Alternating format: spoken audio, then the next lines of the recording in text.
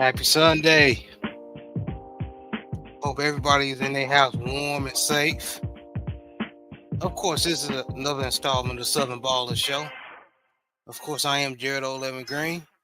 Shout out to the mighty LDBC. Of course, I have my co-host, my brother, Coach 67 Sports TV. What's going on, man?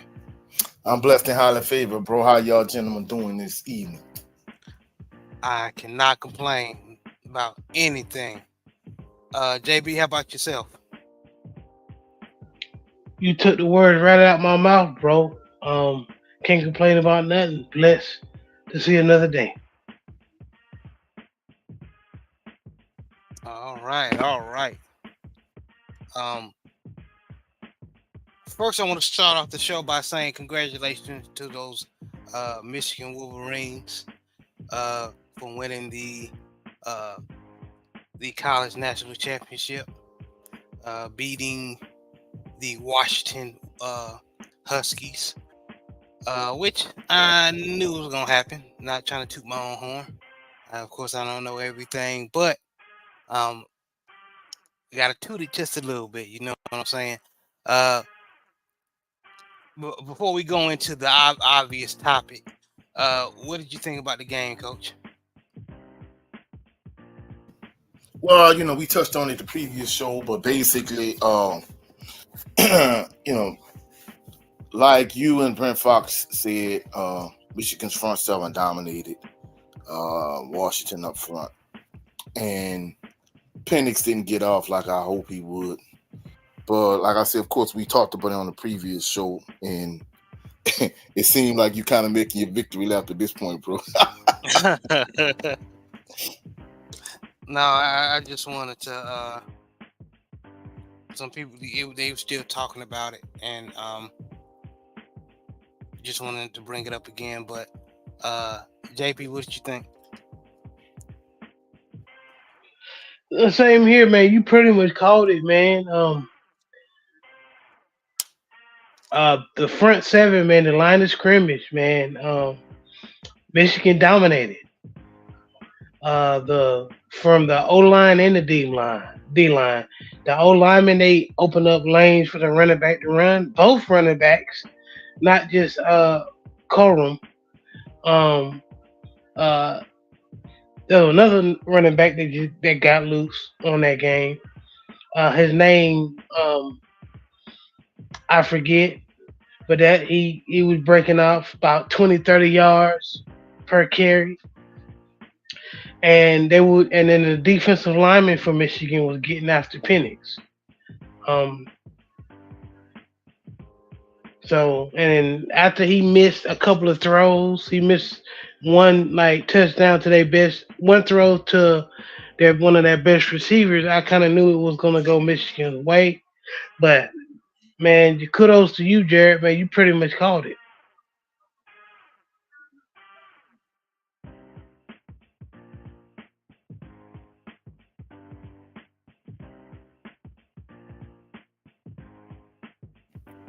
Yeah, so he definitely was spot on with his prediction.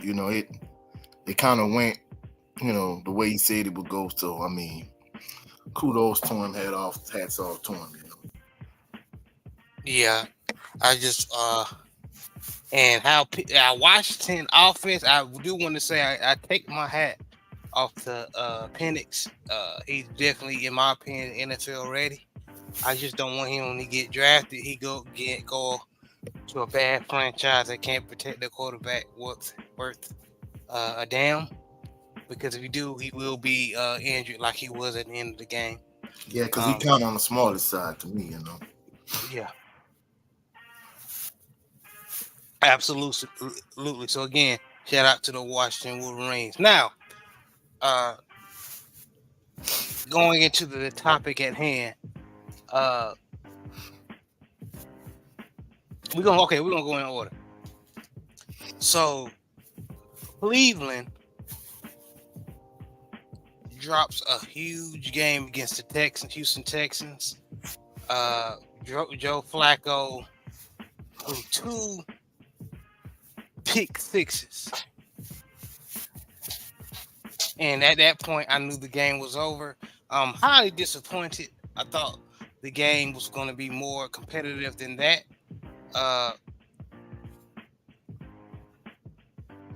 and shout out to CJ Stroud, man. The young boy is who he like the um, young kids say, he is him. He is him. Uh, CJ Stroud is looking polished. And for a moment there, I thought he was uh, Deshaun Watson himself for a moment. You know what I mean? Uh, or even I can say probably even better. Man, stop the press. LDBC Business, aka Joseph Townsend. What's up, brother? Oh man, salute to the family, man. Salute to the Man, family. How's everybody doing, man? all is well. How you doing, Big Joe? Oh man, I'm enjoying all this football. You know what I mean? Enjoying it while we still got it. Yes, sir. Yes, sir. Yes, Yes, sir. sir. Yes, sir. There's always the UFL, which is the XFL and the USFL conjoining, but Mm-hmm. ain't nothing like that NFL or the college football. So, Yes, sir. that's it. That's like college football is over. So let's enjoy the rest of these NFL games. Yes, Um, sir. that's more I can say for the Browns, Miami, and the Cowboys. But anyway, just in time, Big Joe. We were just going over the Browns and Texans game, and Okay. since you hopped on, starting with you, what did you think about that game? What was your Oh what you man. take away from? The Browns and Texans game. Hey, you know, Joe Flacco is who I thought he was. He is the Joe Fluco that I knew when he was with the Ravens. So they've been hyping him up these past games. They say, "Oh man, he threw for 2 touchdowns and 300 yards," but they leave out he threw 3 interceptions too. They kind of just gloss that over. But Joe Flacco made it do what it do. We appreciate your contributions. You know what I mean? Shout out to Stroud.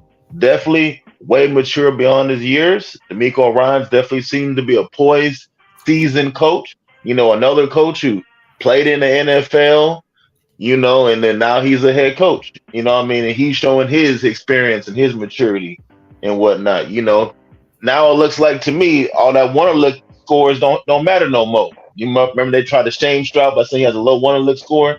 Well, none of that matter when you're reading defenses.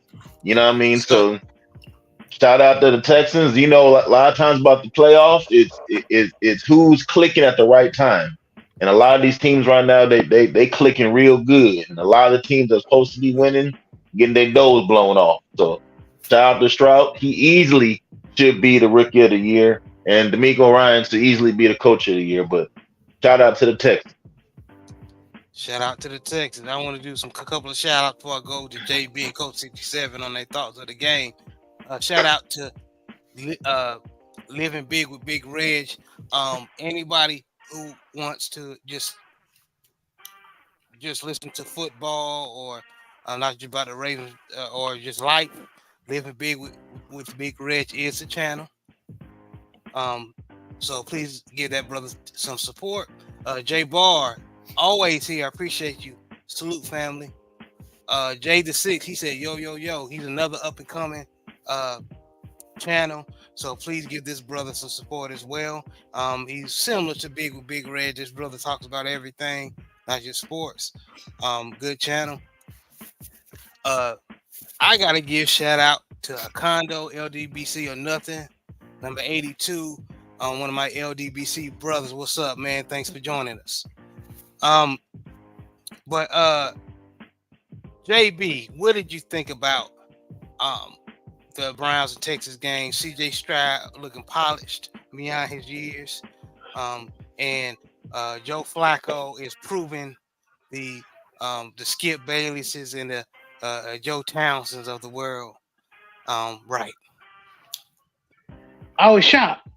The reason why I was shocked is because number one, that Browns defense is the number one defense in the league. I knew that CJ Stroud was good, but I didn't expect him to elevate in the playoffs like that. Because usually when you got a rookie like that, no matter how good he is, he's going to struggle against an elite defense, and he dominated that elite defense. So I was kind of very very impressed. Um, um, the Browns is one of those teams that I was nervous about because I know I didn't, I know that we have history, especially with Joe Flacco being their quarterback. However, like Town said, Joe Flacco uh, shows you why he was a backup quarterback. Why Lamar Jackson beat him out the job? Because some of the instincts he used to have, he doesn't have anymore. Throws he used to make or try to make, um, he's throwing two pick sixes. You know what I'm saying? Like that. So, and don't get me wrong, Joe Flacco used to throw pick sixes or interceptions, but not back to back like that. He more of a um, strong arm, deep play action QB manager. He was a very very good QB manager when he was with Baltimore. But hey, his age showed in that game. That's for damn sure. So congratulations to the Texans. Um, we either going to be playing them if We are playing if them. Pittsburgh no if the Bills beat the Pittsburgh, we'll play the Texans. If Pittsburgh beat the Bills, we'll play in Pittsburgh. So Okay. Okay. Ray Swank, salute my brother. He said, "What's up, y'all? How about them Cowboys?" Okay. JD6 said CJ Stroud may be indeed him, but next week we'll be telling for sure. Yeah. Nico Collins plus CJ Stroud connection is looking good.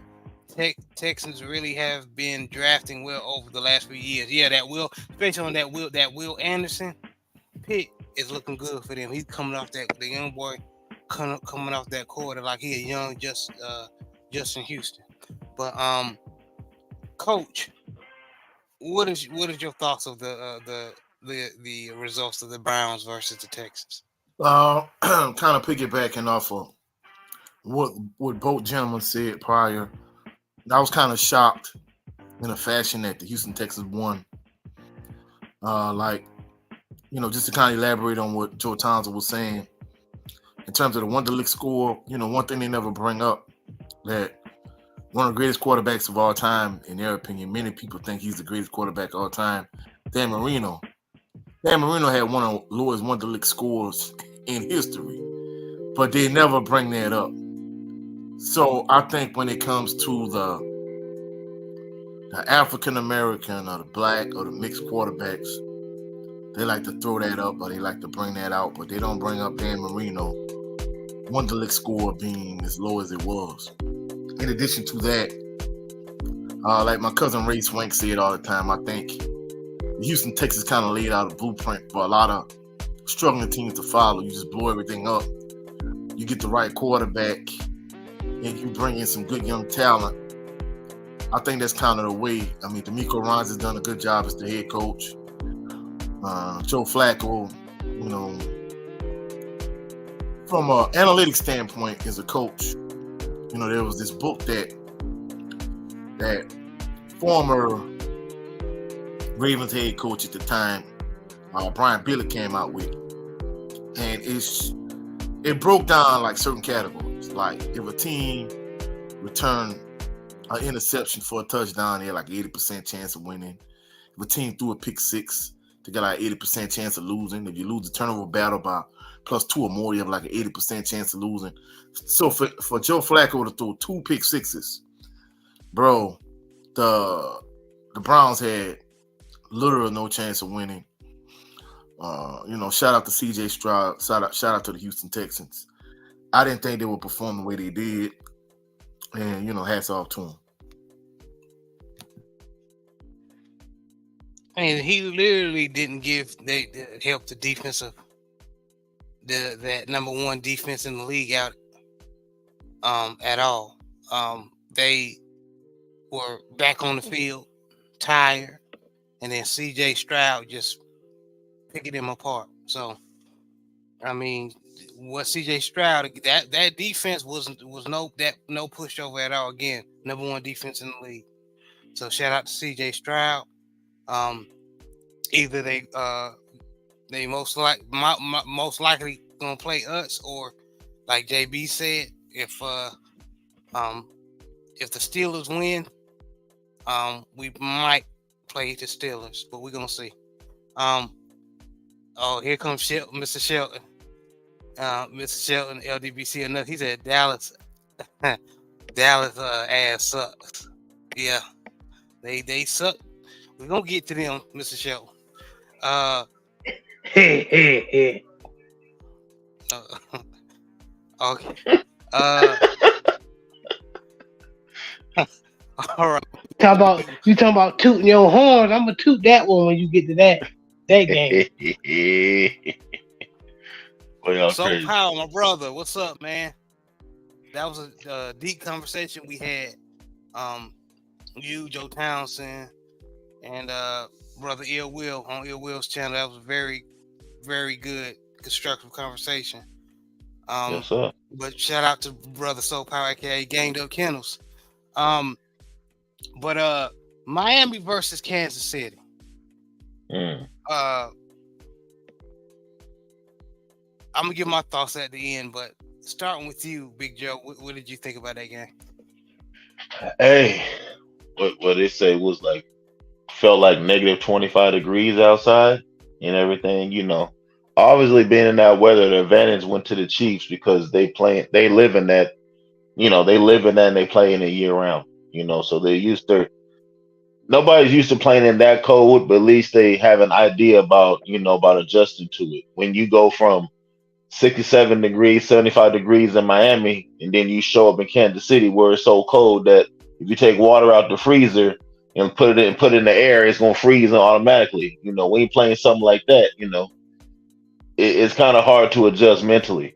And I was very shocked that a lot. I believe that the Chiefs wide receivers were going to struggle. Because they couldn't catch the ball in September. So I know catching the ball in the winter is way a lot harder. Catching a solid cold ball is pretty much like catching a rock. To your chest. So but hey, they clicked at the right time. And they put on a good performance. But I see Travis Kelce struggling a little bit. Or a lot of bit. I don't know if he's injured. I don't know if that string cheese built girl is putting too much on him to where he's losing his powers. I don't know. But whatever it is, Travis Kelce is not playing like him. And for them to get to where they want to go, Travis Kelce is going to be that dude. But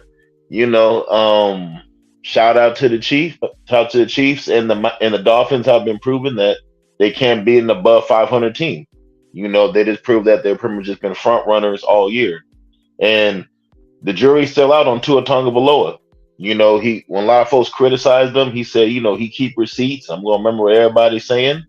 Well, you're going to have enough time to look at all them receipts sitting on your couch. You know what I mean? So shout out to the Chiefs and shout out to Andy Reid. Facts. And Town said that your boy the tight end got a Delilah on his hands. And so he losing all his powers. Hey, it's what it seemed like to me. Damn. Yeah, he not focused. Yeah, we definitely gonna see when the playoffs, the end of the playoffs draws near. We definitely gonna see. JD6 said Chiefs beating the Dolphins like that was expected. Yeah. So Power says I'm driving through Kansas City right now. It's -8 with and windshield factor. Wow. Well, he said it's ungodly cold out here. Well, man, you be careful, bro. Stay warm. But what you got on this game? Who? The Dolphins and Chiefs. This man You said talking that. about you said me? Yeah, what you got on Oh, the game? okay. So I mean, somebody said it in the chat. It was expected. The Dolphins pretty much got exposed, was getting exposed when they played competent teams. Especially when we played us, we exposed them to the hundredth power. We put 50 on them board. So um, that just tell me the Chiefs is not as good as they were previous years, Yeah, and I JB can't ain't wait till really my Dolphins. Wasn't really impressed Dolphins, so he didn't really want to talk about them like that. But I just still want to hear Joe point of view. Go ahead. yeah, but it's just I mean they had Tyreek Hill and Waddell, and then they got a good running game. But if you stop that, the offensive line is average. So if you got a good defensive line, you can stop the running game, and then make sure that Waddell and Hill don't catch anything deep, and then you hit Tua in his mouth. Then you pretty much beat them because you're gonna score on their defense. But as for the Chiefs did what they're supposed to do. If they were an elite team like they were previous years, they should have put 40, 50 on them as well. They're going to get smacked by a really good AFC team when they match up. So that's my take on that. All right, all right. And Coach Cook, go ahead and cook, man. I gotta go check something. But let's everybody hear what you thought about that game. Well, I mean, truthfully speaking, that's kind of what I expected. I expected, the Kansas City Chiefs to handle business and keep pushing forward in terms of the playoffs. Uh, and, it kind of speaks to what Cam Newton was saying, weeks back. We talked about it here on the show. I'm not trying to call out her name, but the bed wench Kimberly Martin, because it's obvious and transparent that she's a puppet for ESPN. Uh, Fact. basically, basically, she was saying that hey, Cam Newton doesn't know anything. He doesn't know what he's talking about. Look how he's dressed, and the year of the backup quarterback. You're not even in the NFL. Blah blah blah. Whoop de whoop de boo. And basically, he kind of looks prophetic at this point because basically what he said Facts. that basically that if you look at quarterbacks like Brock Purdy, he didn't say Brock Purdy, he said Brock Purdy. He said Brock Purdy, and he said Dak Prescott and Tua, they game managers. Where he said more so people like Pat Mahomes and Lamar Lamar Jackson. Jackson, like those Mhm. guys are game changers. And essentially, and he was like, look at the weapons that Tua have. Tyreek Hill, Jalen Waddle. Look at the weapons that Brock Purdy has. And basically, he was like Debo Samuel, Christian McCaffrey, and George Kittle. So I'm not gonna lie, he won an NFL MVP. He played in the NFL. I'm almost certain she's never played football in her life. And if she did, I guarantee she didn't play above middle school.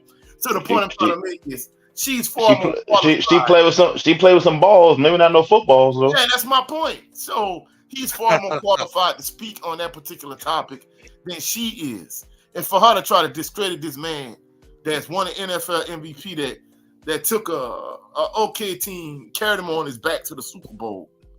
It's like, brother, the nerve of you. And basically, it kind of shows that mainstream media and old media, they're scared of these podcasters, these guys like Shannon Sharp and Cam Newton and those type of guys. So they try to discredit them at every turn. But more than anything, I feel like Cam was right. And in addition to that, like I said, this is pretty much what I anticipated from the Kansas City Chiefs. And in terms of the Dolphins, I think the blueprint is kind of there. You take away Tyreek Hill first and foremost. You double him, you do whatever. I think you take away Tyreek Hill first. And then you put your best DB, a corner, whoever on Jalen Waddle. Then in addition to that, you try to turn up the pressure. You punch Tua in his mouth. because of course he doesn't like to get hit. He also has a history of concussion issues. So I think if you take away Tyreek Hill, which is their main weapon, and Jalen Waddle, I think at the end of the day, I think they struggle if you do those things. And like I said, I expected it, and I expect the Kansas City Chiefs to roll on through the AFC playoffs. Okay. Shout out to my brother, Trill Will, LDBC or nothing. And especially my LDBC brother, if you're not LDBC, if you want a environment is like hanging out with your favorite cousin, clowning around, and of course talking about boxing or just anything, man, we talk about accountability last show, and it was powerful, especially with black men. Trill Will LDBC or nothing, it's a channel for you, man. So please salute. This is a good brother right here. So salute Will, salute brother Will. Salute, yes. Salute, Will. Hey, can I add on what to what Coach was saying real quick? Please, sir. Please. See again, Coach, y'all did cooking with grease, and now you're cooking with grease. Let me throw some catfish on it real quick. So, so again, we got these people who never played sports before. We got these bedwenches, we got these coons, we got these jigaboos out here talking about, who is Cam Newton? He's just a second string quarterback. And what is his opinion? His opinion don't mean nothing. Well, let me tell everybody who Cam Newton really is. Tell him. Cam Newton was the overall first round pick in the 2011 draft to the Carolina Panthers. That's one.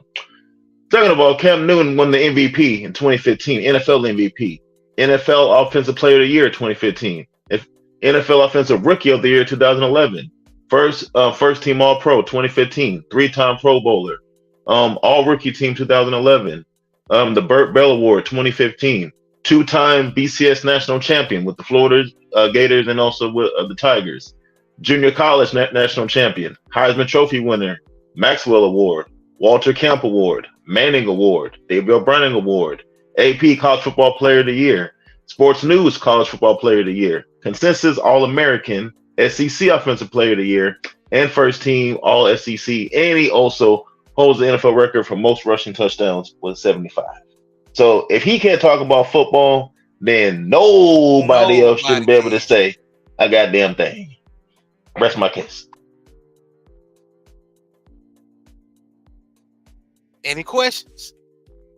I don't think that. I mean, he cooked the shit. Yeah, I mean, he cooked the shit out of that. Because, ain't no debate. I'm like, when they first got on Cam, I'm like, bro, he did what we're claiming, us Ravens fans, saying that Lamar is doing every season.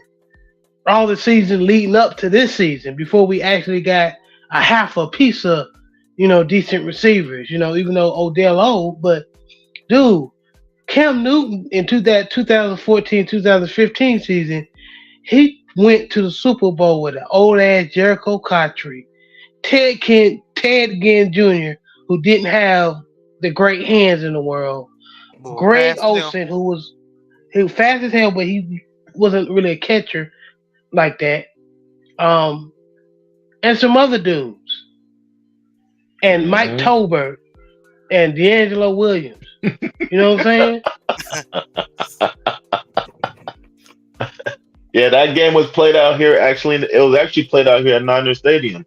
At the time, the Panthers' strength and conditioning coach was my college strength and conditioning coach. So I was able to meet him and meet some of the players and all that kind of stuff. But that was the game that Von Miller just went crazy. I mean, nothing to do with Cam Newton. Von Miller went crazy that game. And then it don't help having the Marcus Ware on the opposite side. Yep. Oh yeah. So, I mean, you got two elite pass rushers. I mean, it wasn't necessarily a reflection on Cam. It just showed that the Denver Broncos defense was able to match up with Carolina offense better than anybody they saw during the course of the season. I mean, having two athletic defensive ends that could chase you down when you're a quarterback as elite as Cam, it kind of spoke more to the defense of the Broncos more than it did how ineffective Cam was. And then the crazy thing about it was Look at how they beat up on the Patriots and Brady in the previous game. Mm-hmm. So that Broncos defense was on a tear, in that playoff run. So had it not been for that defense, man, Cam would have easily won the Super Bowl. But it was bad game plan, and not just that, coach. It was bad game plan. I played defense, and me and Jared played against dudes like Cam before. And I'm a dude. I was a pass rusher. I was a stunt dude. When I was in North Carolina, I was a stunt dude. In Texas, I was a linebacker.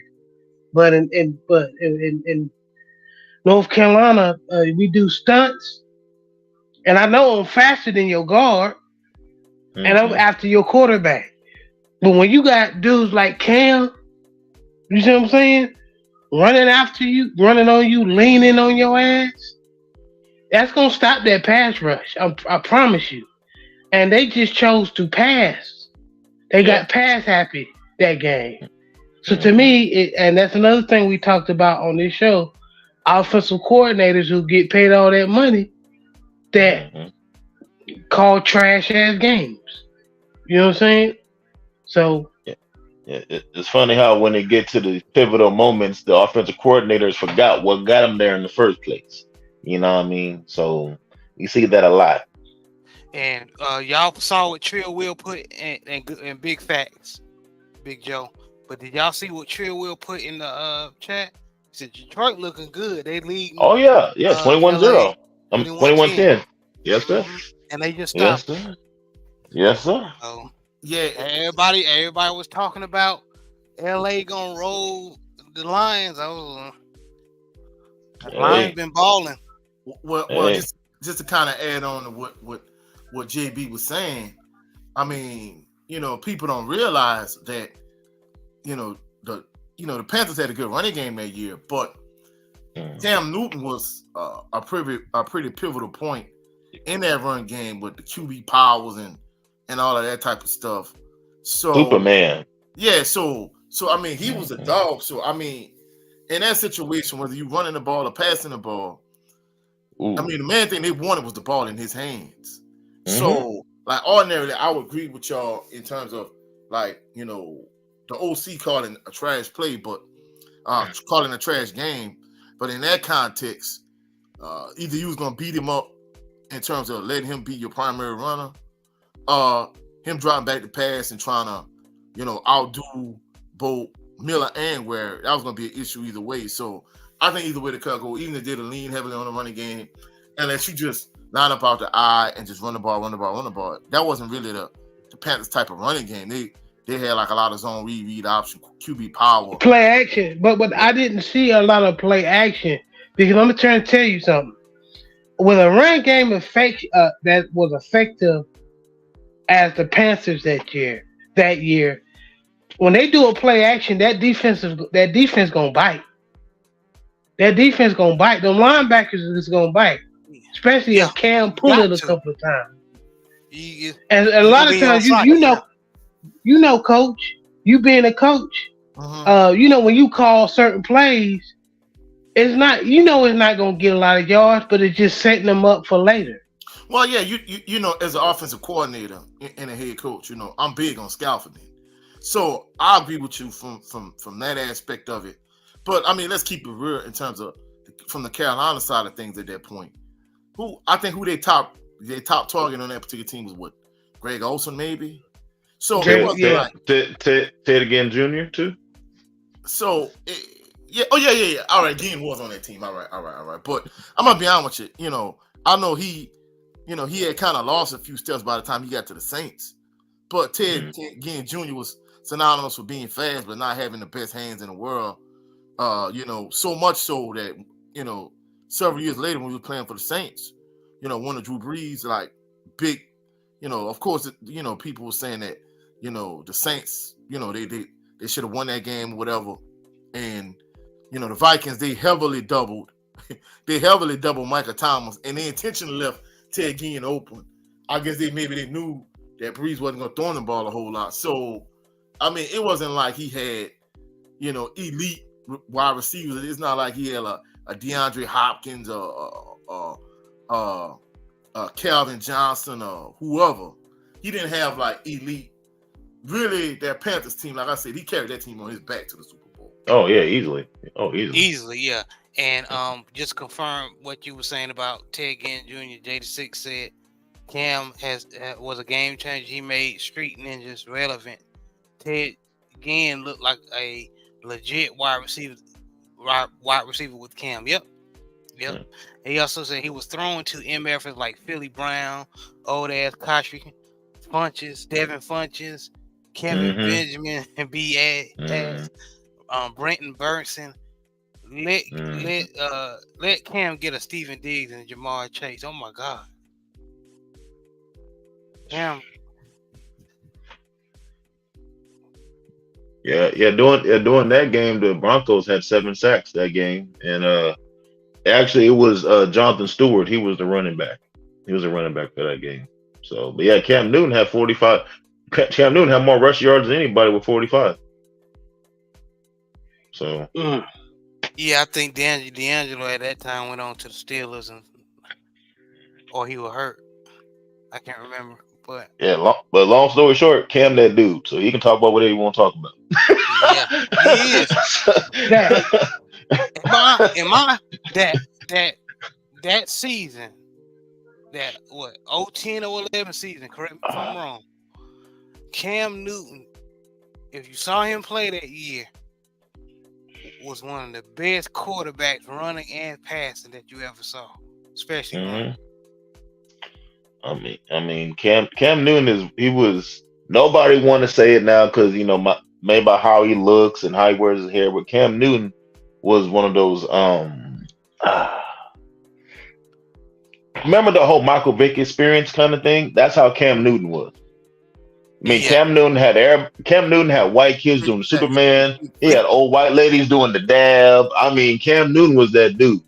You know what I mean? Even though his cleats was ugly, I've seen a whole bunch of kids wearing them Cam Newton cleats. Them big old to your calf cleats. You know what I mean? So Cam was that dude. You know what I mean? So, yeah, Cam had Corey Holcomb dabbing at his baby mama. He can't stand funeral. Yeah. Yeah, Cam was I mean, lest we forget. You know what I mean? It's easy how we can forget, especially in this society, how great a person was.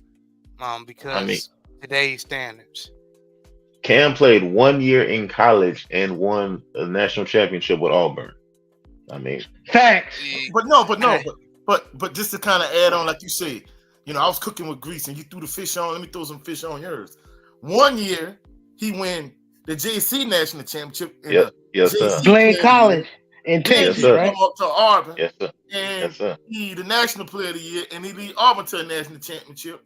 So man, for Kimberly A. Martin to even speak on Cam, and that's the thing about it. She never addressed the points that he made. She just made, ad hominem attacks. Talked about his clothing and the year of the backup quarterback, but she never addressed the points he made. So, for you to try to discredit him, ma'am, you need to have several seats because you are not qualified. She wasn't the only one either, bro. There's a whole lot of dudes doing that too. To try to discredit this dude, Dominique Foxworth was the league MVP. Come on, man, you need to shut the F up. You said it, Dominique, boy. You still got smoke on you. From this point forward, she's not credible whatsoever. She has no credibility. So most of them ain't credible. We should never listen to nothing she said, as far as I'm concerned. I don't talk about former Ravens like this, except for Bernard Pollard. But Dominique Foxworth, like JB said, you still smoking all the times you got burnt in our secondary. But we're gonna move on to the lab, of course, to talk about those Cowboys and the Green Bay. But to put some tartar sauce on the side, this is how great Cam Newton was. Name, and you say the same thing about Lamar Jackson. Name the wide receivers that Cam Newton threw to at Auburn. Name them. And how long do they last in the NFL? You can't. Unless you go to Wikipedia. Was Cadillac Williams on that team? Oh, No. Cadillac had been gone by that point. Okay, Yeah, I'm Cadillac was. not. Hey, it all kind of blurs together. I'm just curious. I don't know. It all blurs Cadillac together. played in 2005 with Ronnie Brown and them. Ronnie Brown Okay. and of course, Brandon Jacobs was with them for a little while before he transferred down. They had a 3-set back. Then they had him, Cadillac Williams, Ronnie Brown, this cold white boy named Trey Smith, and Brandon Jacobs. Brandon Jacobs had already transferred. To he had transferred to Southern Illinois by that point, but you won't get to see the light of day at all because Ronnie Brown and Cadillac, they had been there already. Yeah. Oh, the running back was Dyer. Dyer was running back. Oh, okay. Oh, Michael Dyer. Okay. Michael Dyer. Yep. Okay. He was decent, but he couldn't make an NFL roster. But he was decent in college. Moving on to the last game that happened. Also, the Rams went for it on 4th down and they scored. Yeah, I see that. Yeah, it's gonna be a good game. Well, yeah, 17-21. But I gotta give shout outs to Coach 67 and JB and Big Joe. I can't remember if you picked Green Bay to win. I don't even remember who. I probably picked, no. I picked the Cowboys. That's why. Yeah, I picked the Cowboys too, but I'm gonna let them two go last because I want them to cook. I'm gonna go first. So Dak,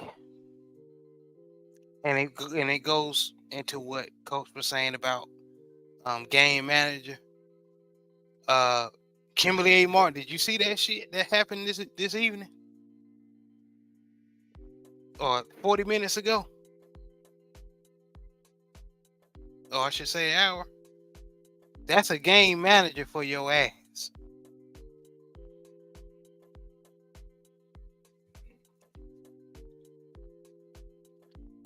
That's a game manager for your ass. Meaning he's not talented enough to change the game.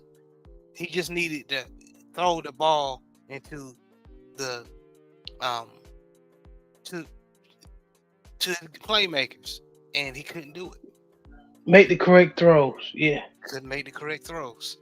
So Power, aka Gained Up Kendall said, "Forgive me, my ignorance, brothers, but why it's Cam Newton playing ball anymore? He's a free agent. Technically, he hasn't technically retired. Like a couple of seasons, he played with the New England Patriots. Yeah. And he showed signs he could still play in the NFL. But even when he had bad games, people were talking shit. But well, I'm gonna be honest with you. I think they kind of blackballed him to a certain degree. Yeah. Him being kind of outspoken. Of course, he went back to Carolina after that, but they really didn't give him a real shot to get back in the league. And to this day, I agree with him, and he says it. He says this constantly. Like there are now 32 quarterbacks in the NFL that's better than him, and I agree with me myself. Which is facts. So you gonna sit there and tell me that he ain't better than Nathan Peterman or Joe Flacco? Flacco? I love him. I'm glad he's on my team. Shout out to black quarterback. But Josh Johnson, Geno Smith. Geno Smith. He definitely better than Andy Dalton. Oh, Andy Dalton. I mean, y'all don't get y'all goofy ass out of here. Man, Chase Daniels was a glorified backup for about 15 years. Got paid, never played. You know what I mean? Well, no, I'm not gonna lie. Hey, we wanted the Saints to keep him, but he needed to go somewhere else and get in the bag, and he still was a backup. I'm like, damn, bro. Hey, but like Soul Power also with Cam Newton. Cam Newton can't be a backup, even though he wants to be. His personality is too big to where he gonna make the starting quarterback nervous, no matter what organization he goes to. But that's what they were saying. They were saying, yeah. It's kind of like that Tim Tebow effect when you have a huge personality, when you have a huge persona, especially with somebody like Cam that's as accomplished as he is, there's no way he could be a backup quarterback because he's gonna draw too much attention. And a lot of teams, it was like they don't want all the unnecessary attention, especially if you're a bad team. Just imagine you a team like, I don't know, like Cardinals. Cardinals. Cardinals. I mean, you don't want him to be the backup behind Kyler Murray. In fact, they didn't even want Josh Dobbs to be the quarterback behind Kyler Murray. Nope, sure did. Considering he beat the Cowboys, I mean, he beat the Cowboys, and they're like, all right, hey, the Vikings, Kirk Cousins went down, we're gonna trade y'all him. And I'm like, oh, let me tell you a bigger. I'm gonna keep bringing this up, and I didn't mean to interrupt you, Coach. Josh Dobbs and Jared Goff. You know who beat? You know what quarterback beat them out on the quarterback elite 11? That Trent Dilfer. Trent Dilfer was over the all the top quarterbacks in the nation come to camp, and he's tutoring their quarterback mechanics and their poise. You know what quarterback beat them out was number one out of all of them? Who? Devontae Kincaid. What? Yeah. When I can send you the video. When Kincaid was at Grambling, he was that guy. I don't care what nobody says. And he didn't get it because he went to Grambling. He was at Ole Miss. He transferred to Grambling because his mama got sick. So he went to Grambling. Louisiana is closer to Dallas than Mississippi. So he went to the school that wanted him. Shout out to but a 4-hour drive. About a 4-hour drive to Dallas. Yeah. And he balled out in Grambling. Became a legend. HBCU legend for Grambling. So he didn't get a shot on the NFL roster. A shot. But Nathan Peterman still playing. Or a free agent. And that boy they bought in for the Cowboys who's in the USFL or XFL now. I forgot his name. I think it was between Kincaid and him. Yeah. What's that boy name? He played at James Madison. I know you're talking about. White boy. But Cowboys just dropped the ball, man. If you want to talk about choking, they didn't even make it competitive, man. And like Jada6 said in the chat, somebody's getting fired. Somebody getting fired. Jerry, if y'all and the cameraman ain't shit. They was showing views of Jerry Jones. He was in that booth, mad as hell. But he was fish grease hot. Well, oh, but Big Joe, tell me what you thought about the game.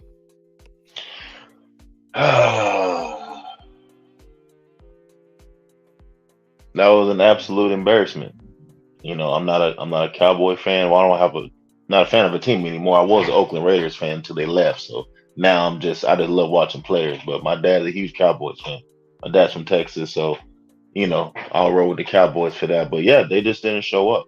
And the Cam Newton effect, was definitely in full effect.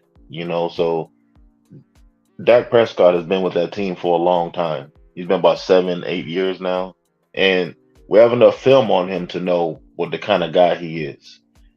Again, he's a front runner quarterback.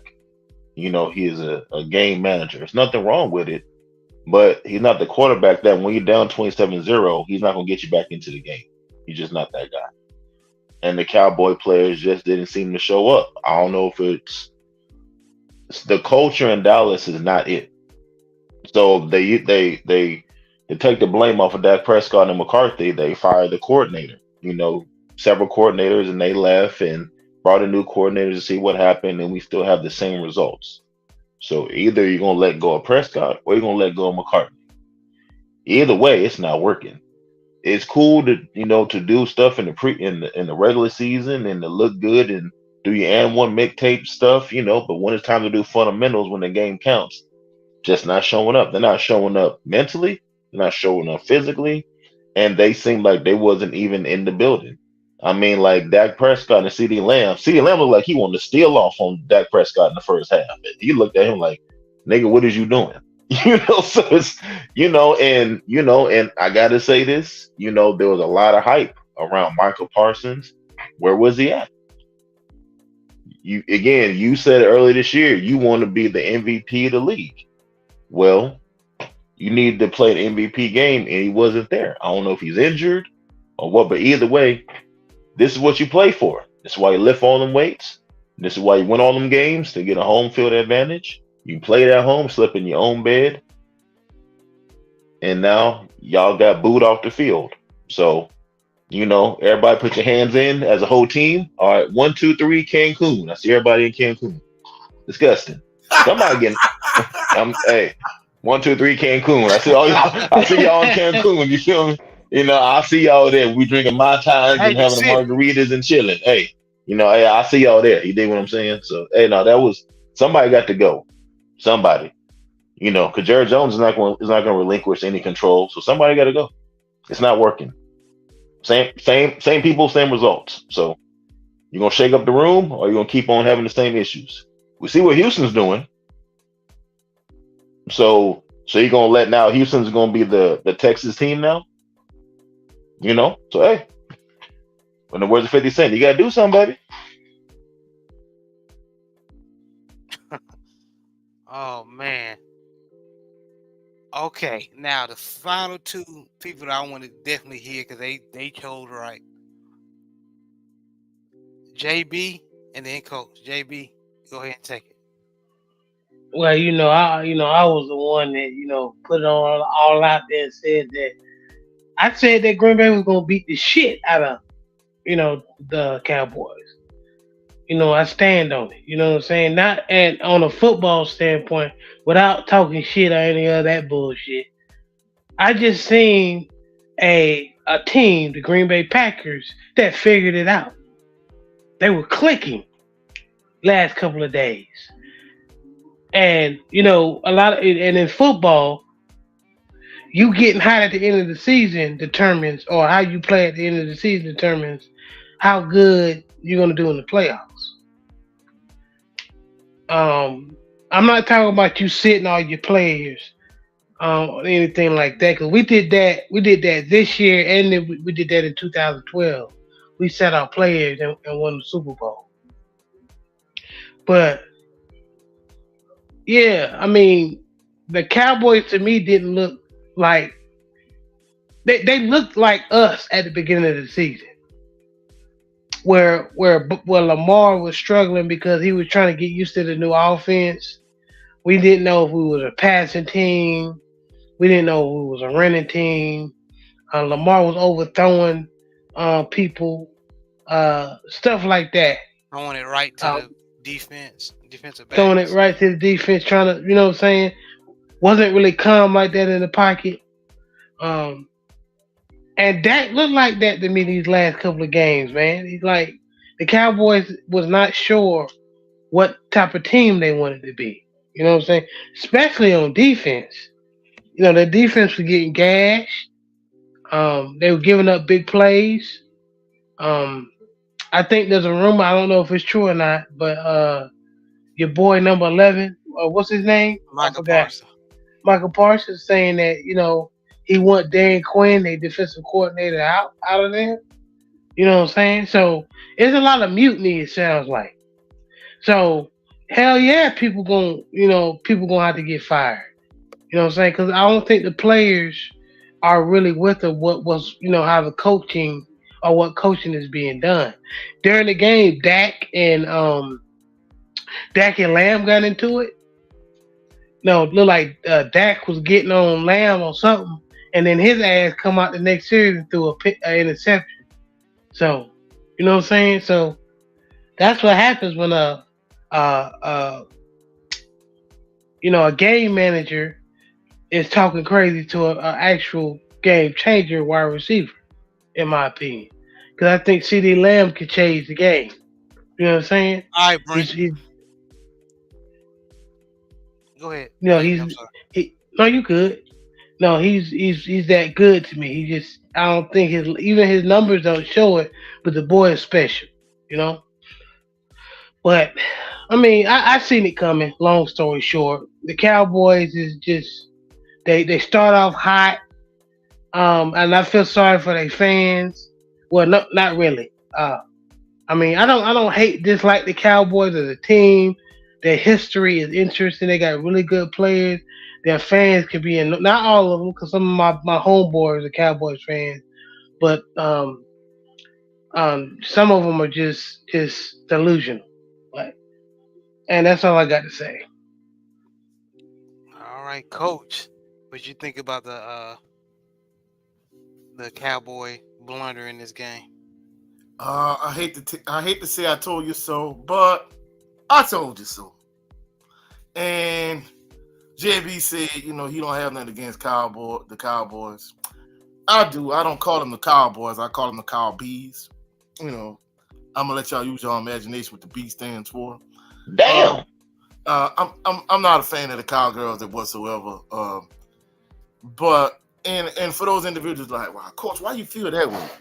See, coach lived his whole life in South Louisiana, and one thing about being a Saints fan in South Louisiana, I'll probably say more so than any other area in the country, we probably have more non-Saints fans than any other. Like, all right, we're gonna say, for example, go to Wisconsin.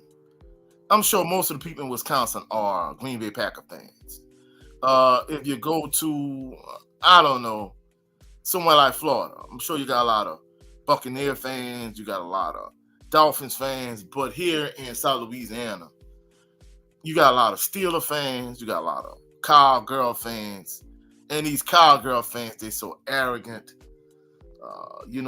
These two fan base, they always talking down on the Saints.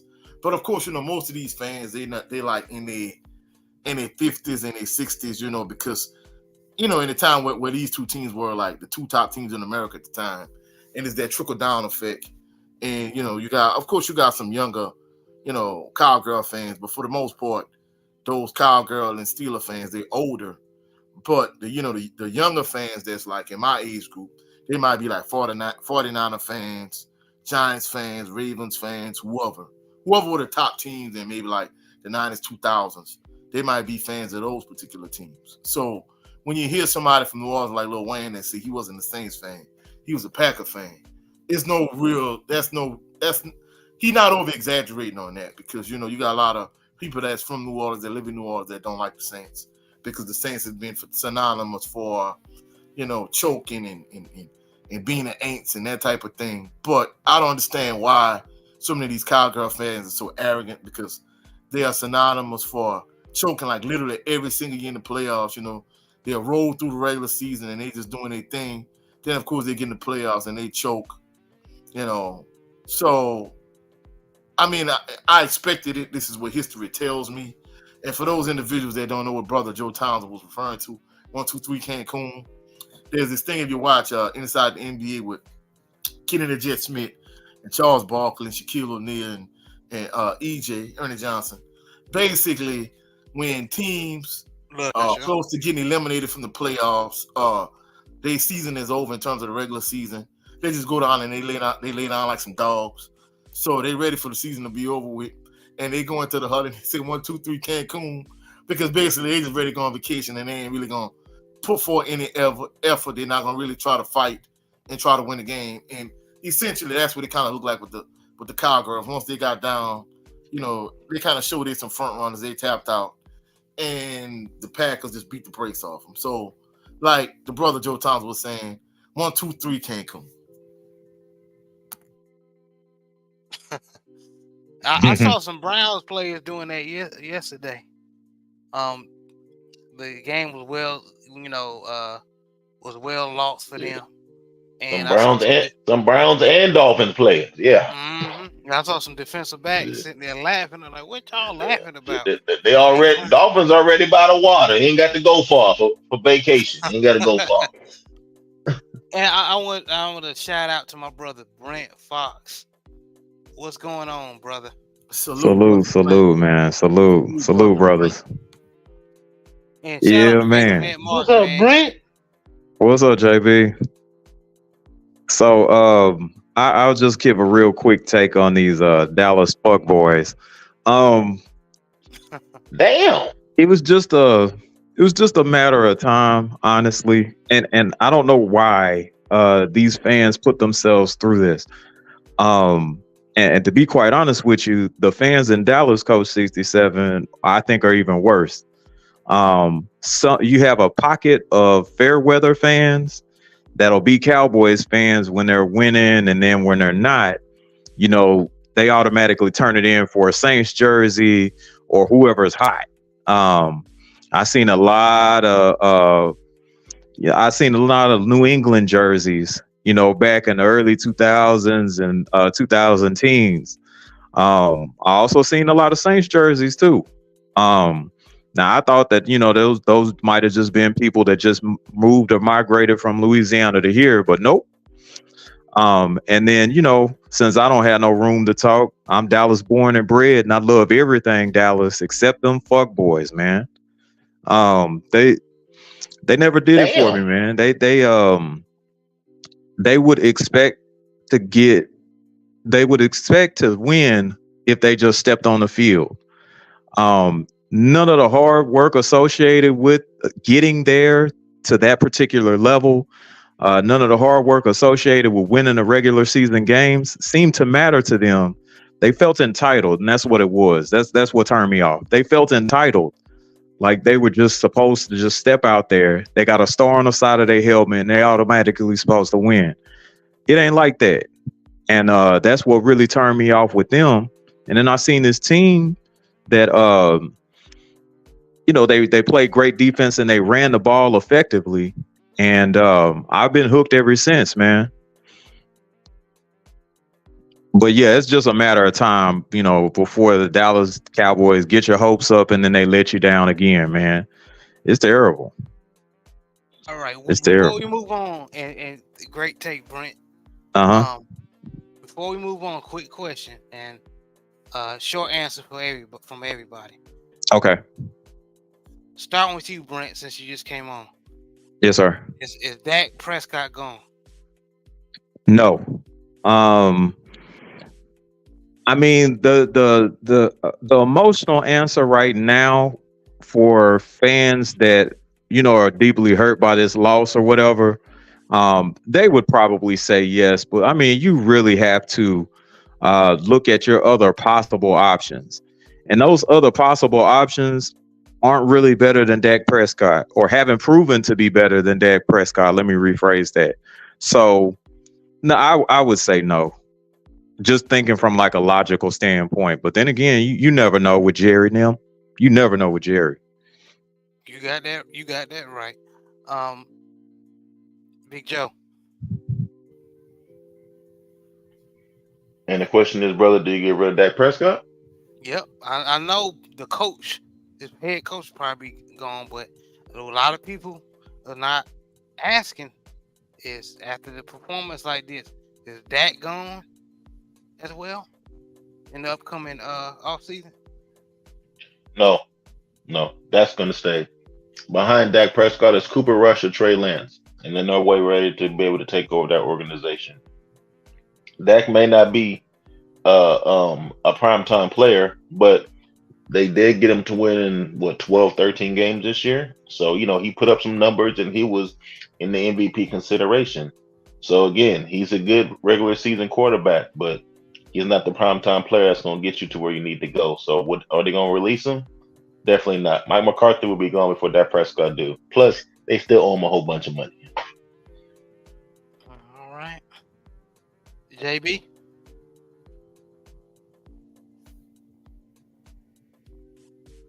Yeah, Dak is still gonna be there, man. Actually, man, if you look at it, the offense really scored, man. It's just the defense um gave up like what 40, 50 points. So hey, That's after everybody That's after Dak threw like damn like interceptions, like 2 interceptions. That's But go true. ahead. That's true. But defensively, man, everybody, if you're on that defensive side, you need to be worrying about that brown envelope hanging from your locker or your pink slip or that letter, that brown, whatever they use for termination in your office. Because yeah, that was atrocious. You can't do that. Not at no playoff game. Oh, the Turk You is can't. definitely gonna visit some of them players come, before or during the off season. Definitely, definitely. I mean, cause yeah, I know Dan Quinn gone. I know you said you talking about Dak. I don't think like the brothers are saying. I don't think Dak going nowhere. I think Dak is a good player. It's just again, you don't put the ball in his hands all the time. He's not that type of player. Um, they need to get that running game back. Like that find that running. Tony Pollard is good, but I don't think Tony Pollard is the same as that after that injury he had. This is why me, Brent Fox, and the other brothers was saying that the running backs are still valuable in the league because I promise you, if they get that running game going, a lot of those windows for Dak to throw it will be open. You know what I'm saying? So they need to get that running game back like when Ezekiel Elliott was in his prime running the ball for the Cowboys. So, but Dak ain't going nowhere.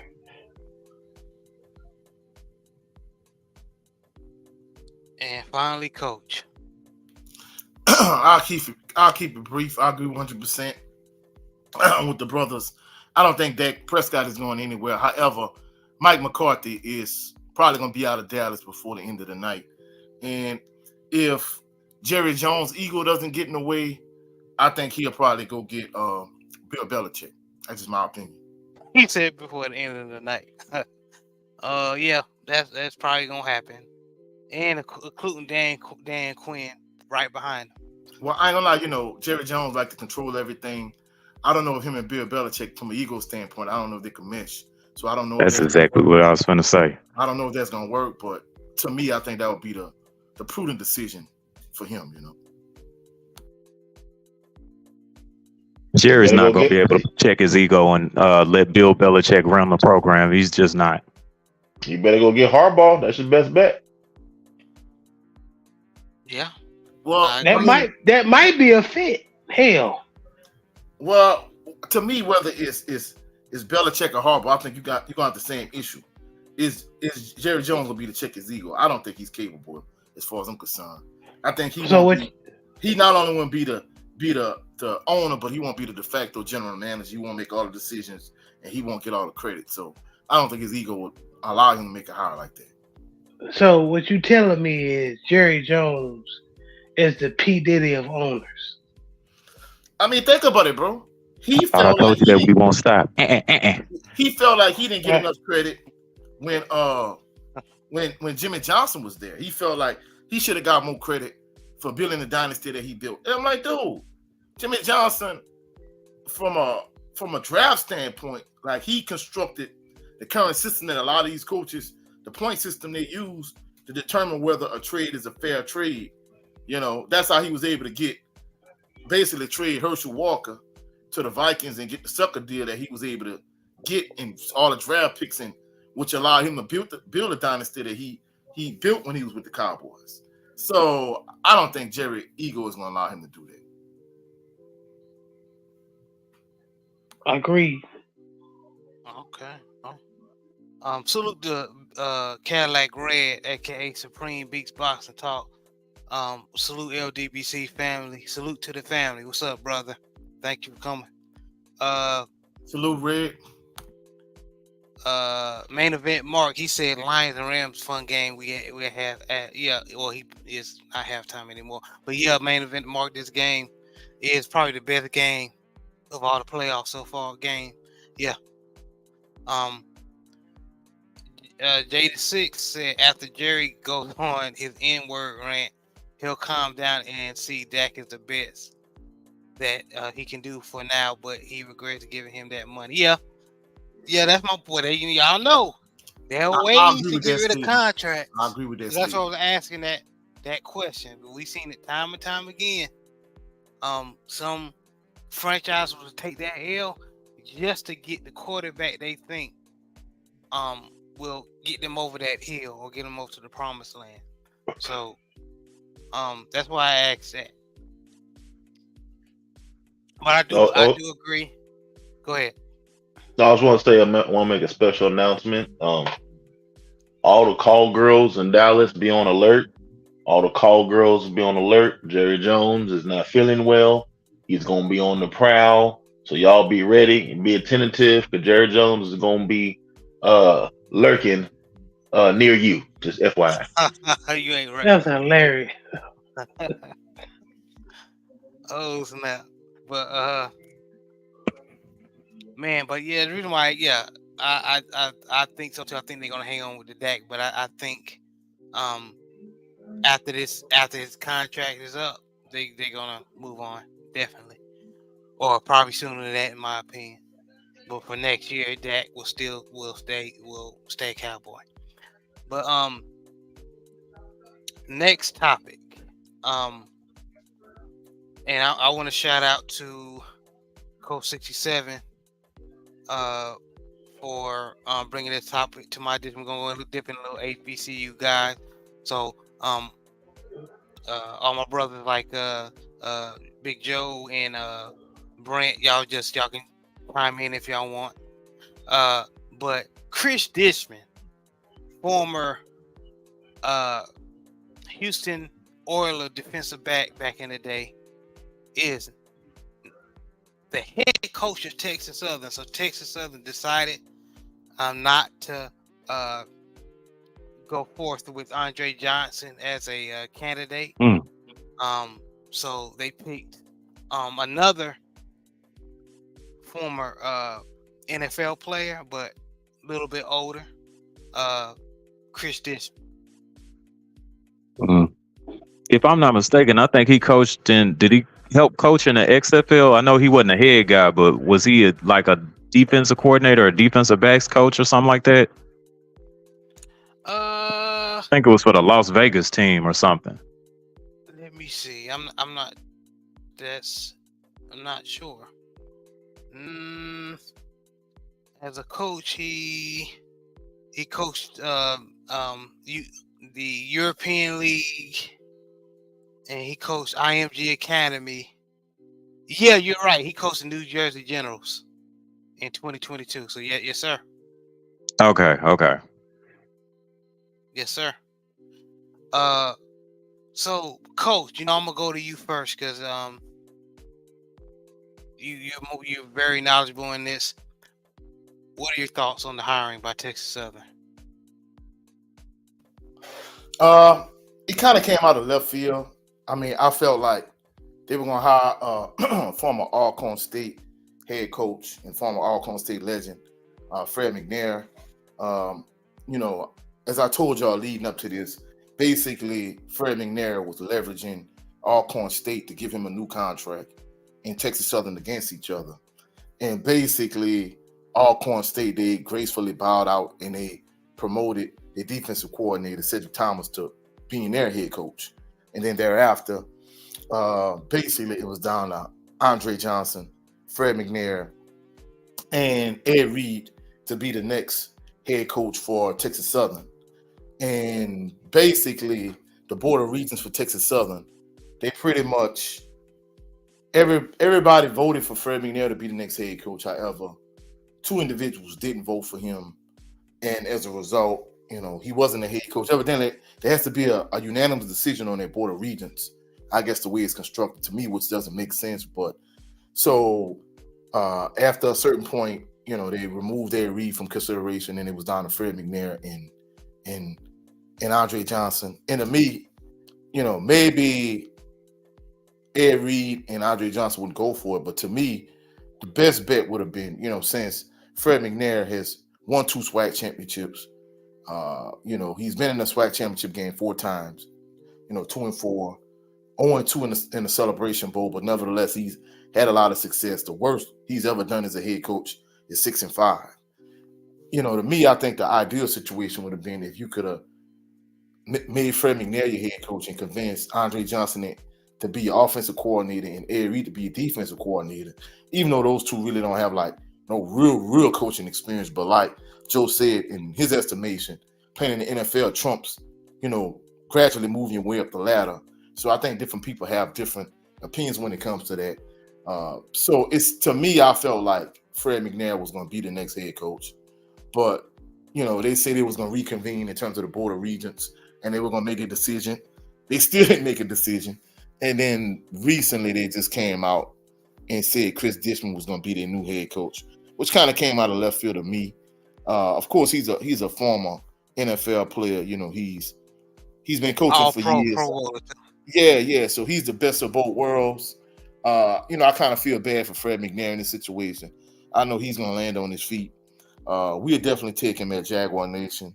If you want to come on the bluff and be the OC at Southern University, if it was my job to extend to you, we'd definitely take him at Southern. But I kind of feel like to a certain degree, like Texas Southern kind of played Fred McNair.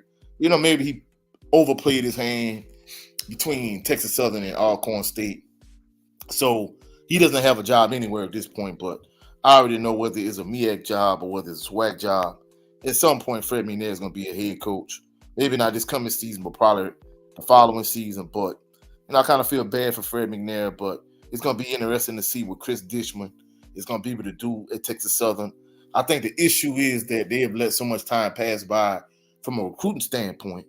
Like, we almost to the second phase of National Signing Day, which was the original National Signing Day, like in February. So I don't know, in terms of recruiting class, I don't know what he's going to be able to do. And I know you didn't bring this topic up yet, but their starting quarterback, Andrew Body, he's transferred to Alabama State. And he got other players that's in the portal. So I don't know what Texas Southern is going to do. Oh, we definitely going to talk about it. But go ahead, so Coach. it's going to be interesting to see what Texas Southern is going to do. But, this move, I think it's a good move, but it kind of came out of nowhere. Yeah, I think they kind of hit all their goals. They wanted an NFL type guy, and somebody with head coach experience. So, like Brent Fox said, he's coached. It looks like in the XFL and the USFL, he coached with New Jersey Generals and the Las Vegas Vipers, and also coached high school ball. He coached at IMG Academy, which is has been one the dominant high school in the nation. Next to Mater Day. So they kind of got what they wanted. So hopefully he has success.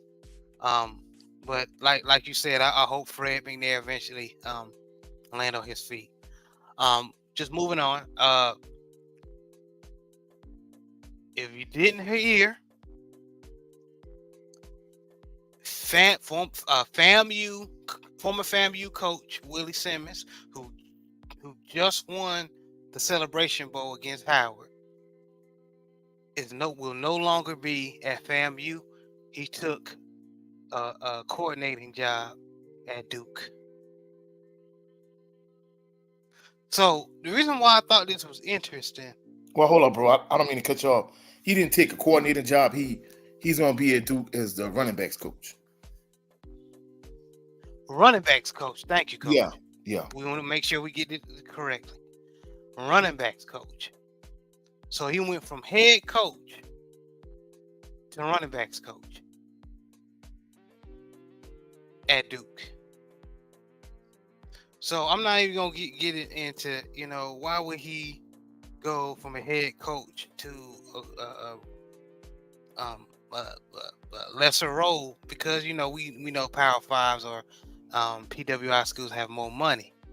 But what I thought it was interesting is y'all didn't give y'all gave Coach Prime all that mouth when he made his move. but that same energy is not. Hasn't been the same for Willie Simmons.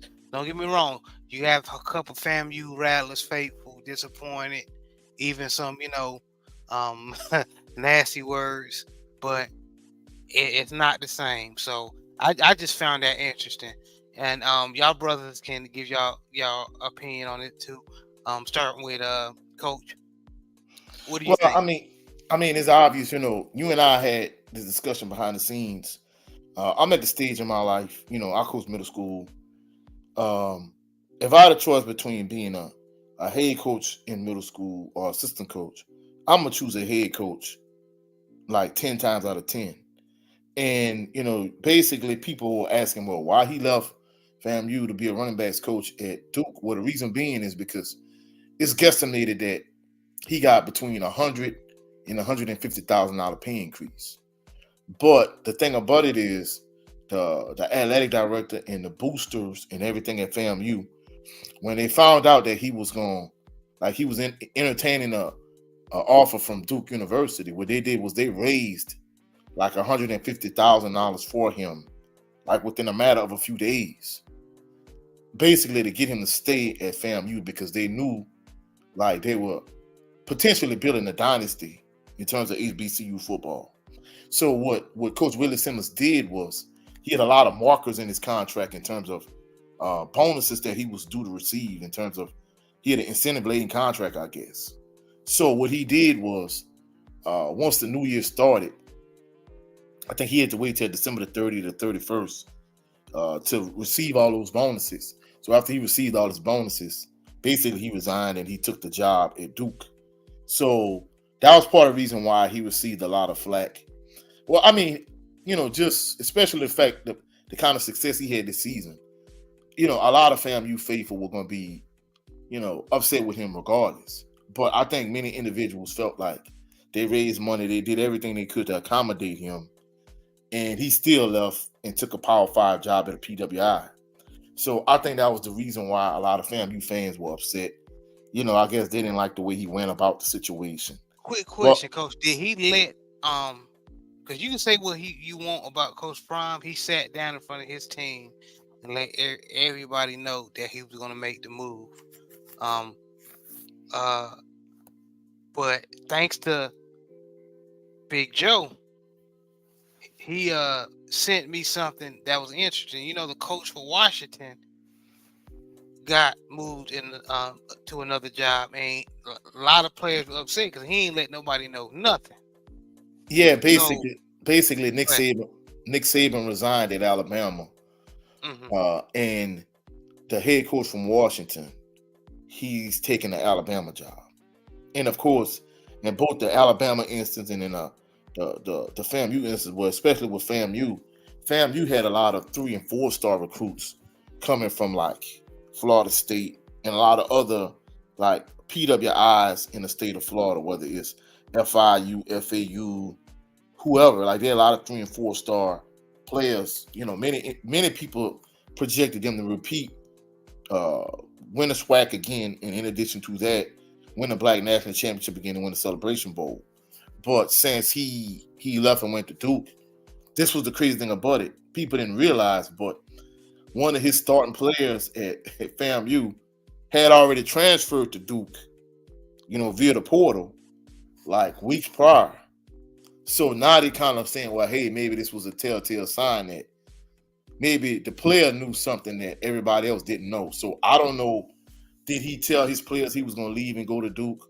Or did Washington's head coach tell everybody that he was going to leave and go to Alabama, of course, for a better job? He lost the national championship game, but even with that being said, I'm almost certain that leaving Washington and going to Alabama is definitely a upgrade in terms of caliber job and the pay increase. So the point I'm trying to make is, like, are these two situations the same? Do people view it the same? Because essentially it's the same thing. But, of course, some of the Alabama commits, since Nick Saban he's retired, they decommitted. A few, like 2 or 3 of the FAMU players that had committed, one of them was like a 4-star cornerback that came from Florida State. I think he decommitted. But for the most part, Most of the guys that he brought in, most of them stayed committed to FAMU. So it's going to be interesting to see how things play out with that situation. I know there's another layer that you and I talked about behind the scenes. I don't know if you want to bring it up now or if we're going to talk about it later. It's a you call on that.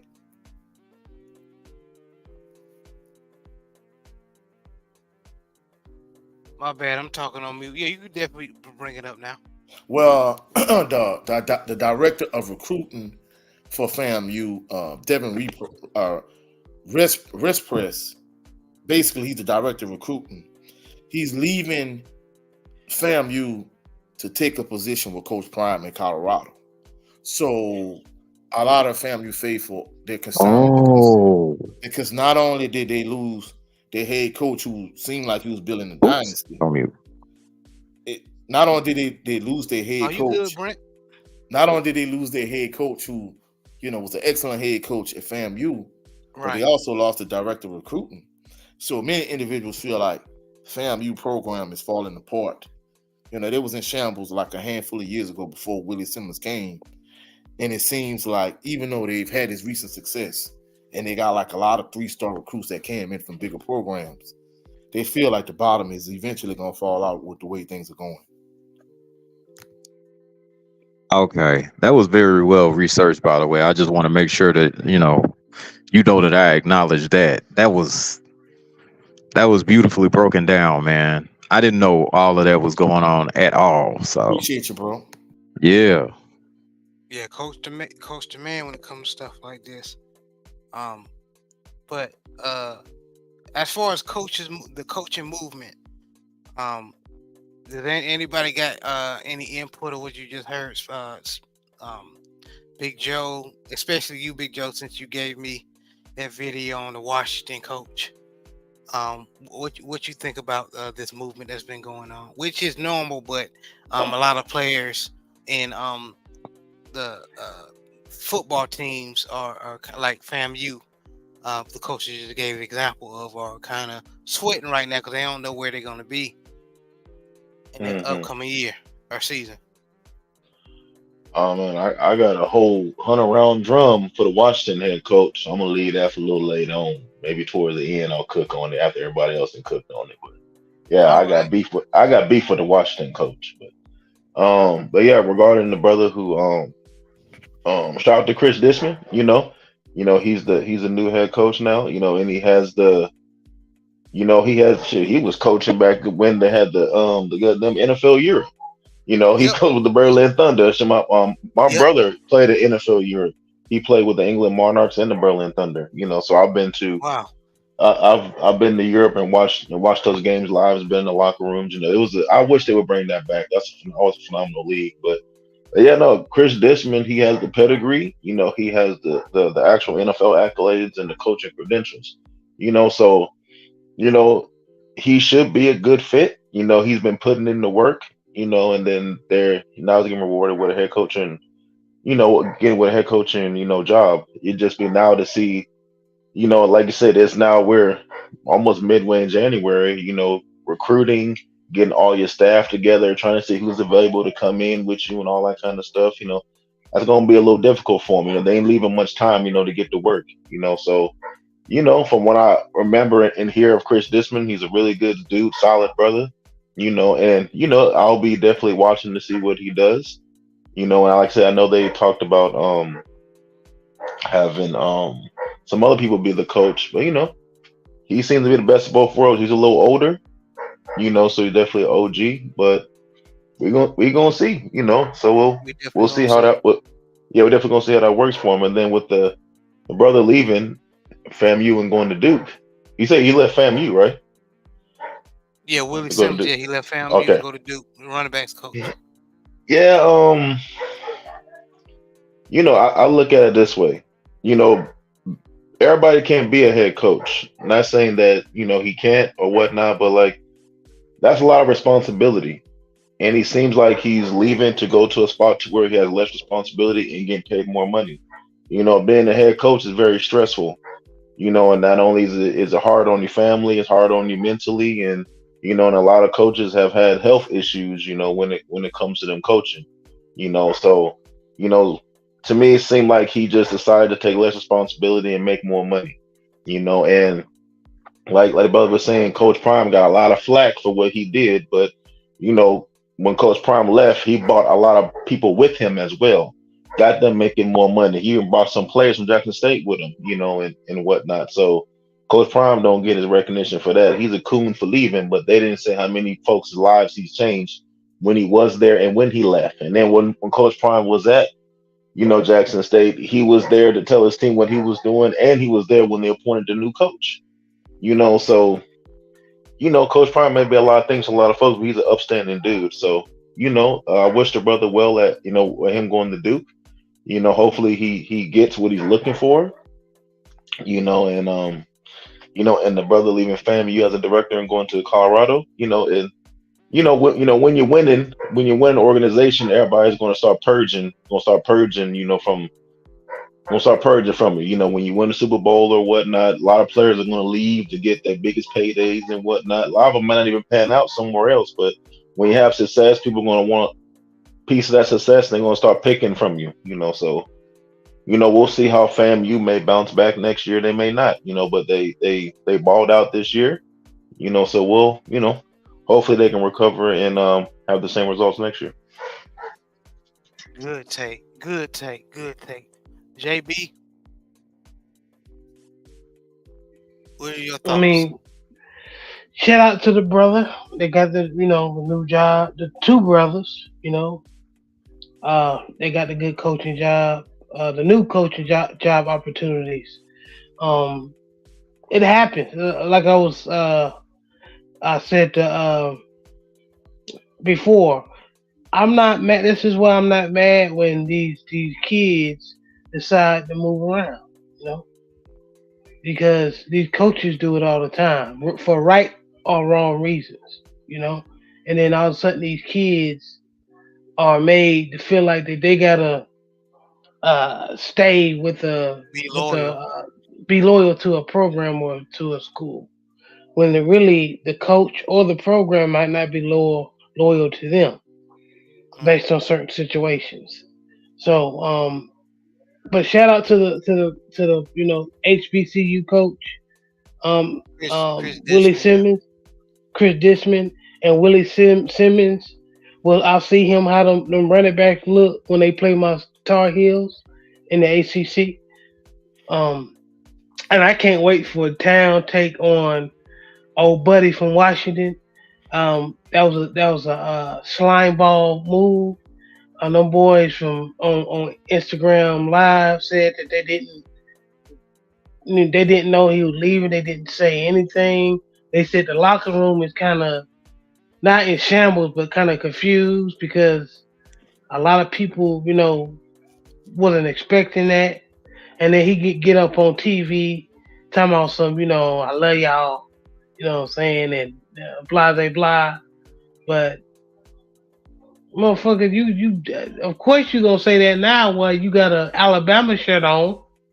You know what I'm saying? So it's just a cold game, man. It's a cold game. But Coach Prime is looking good.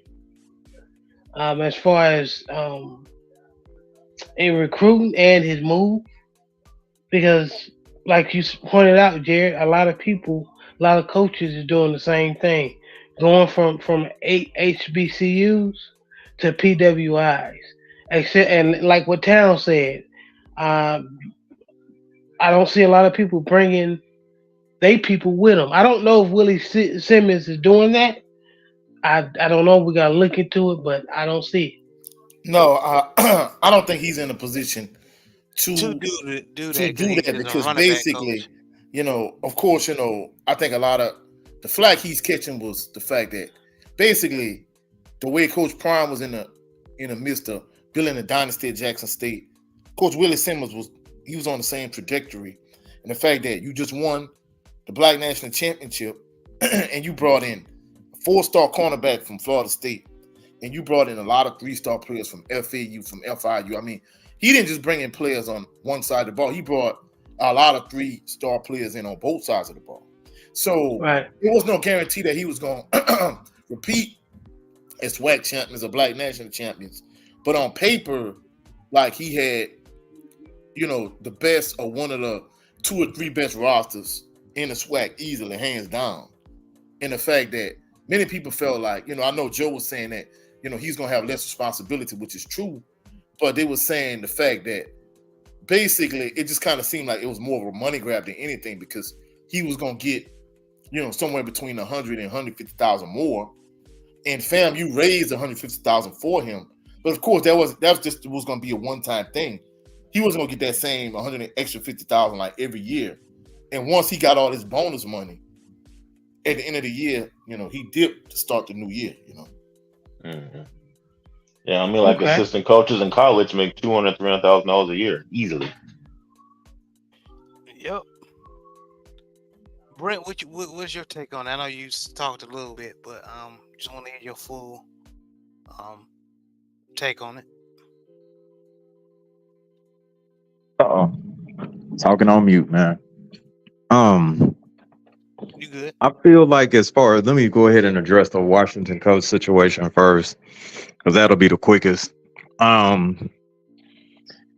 Obviously, that person showed where his priorities actually were.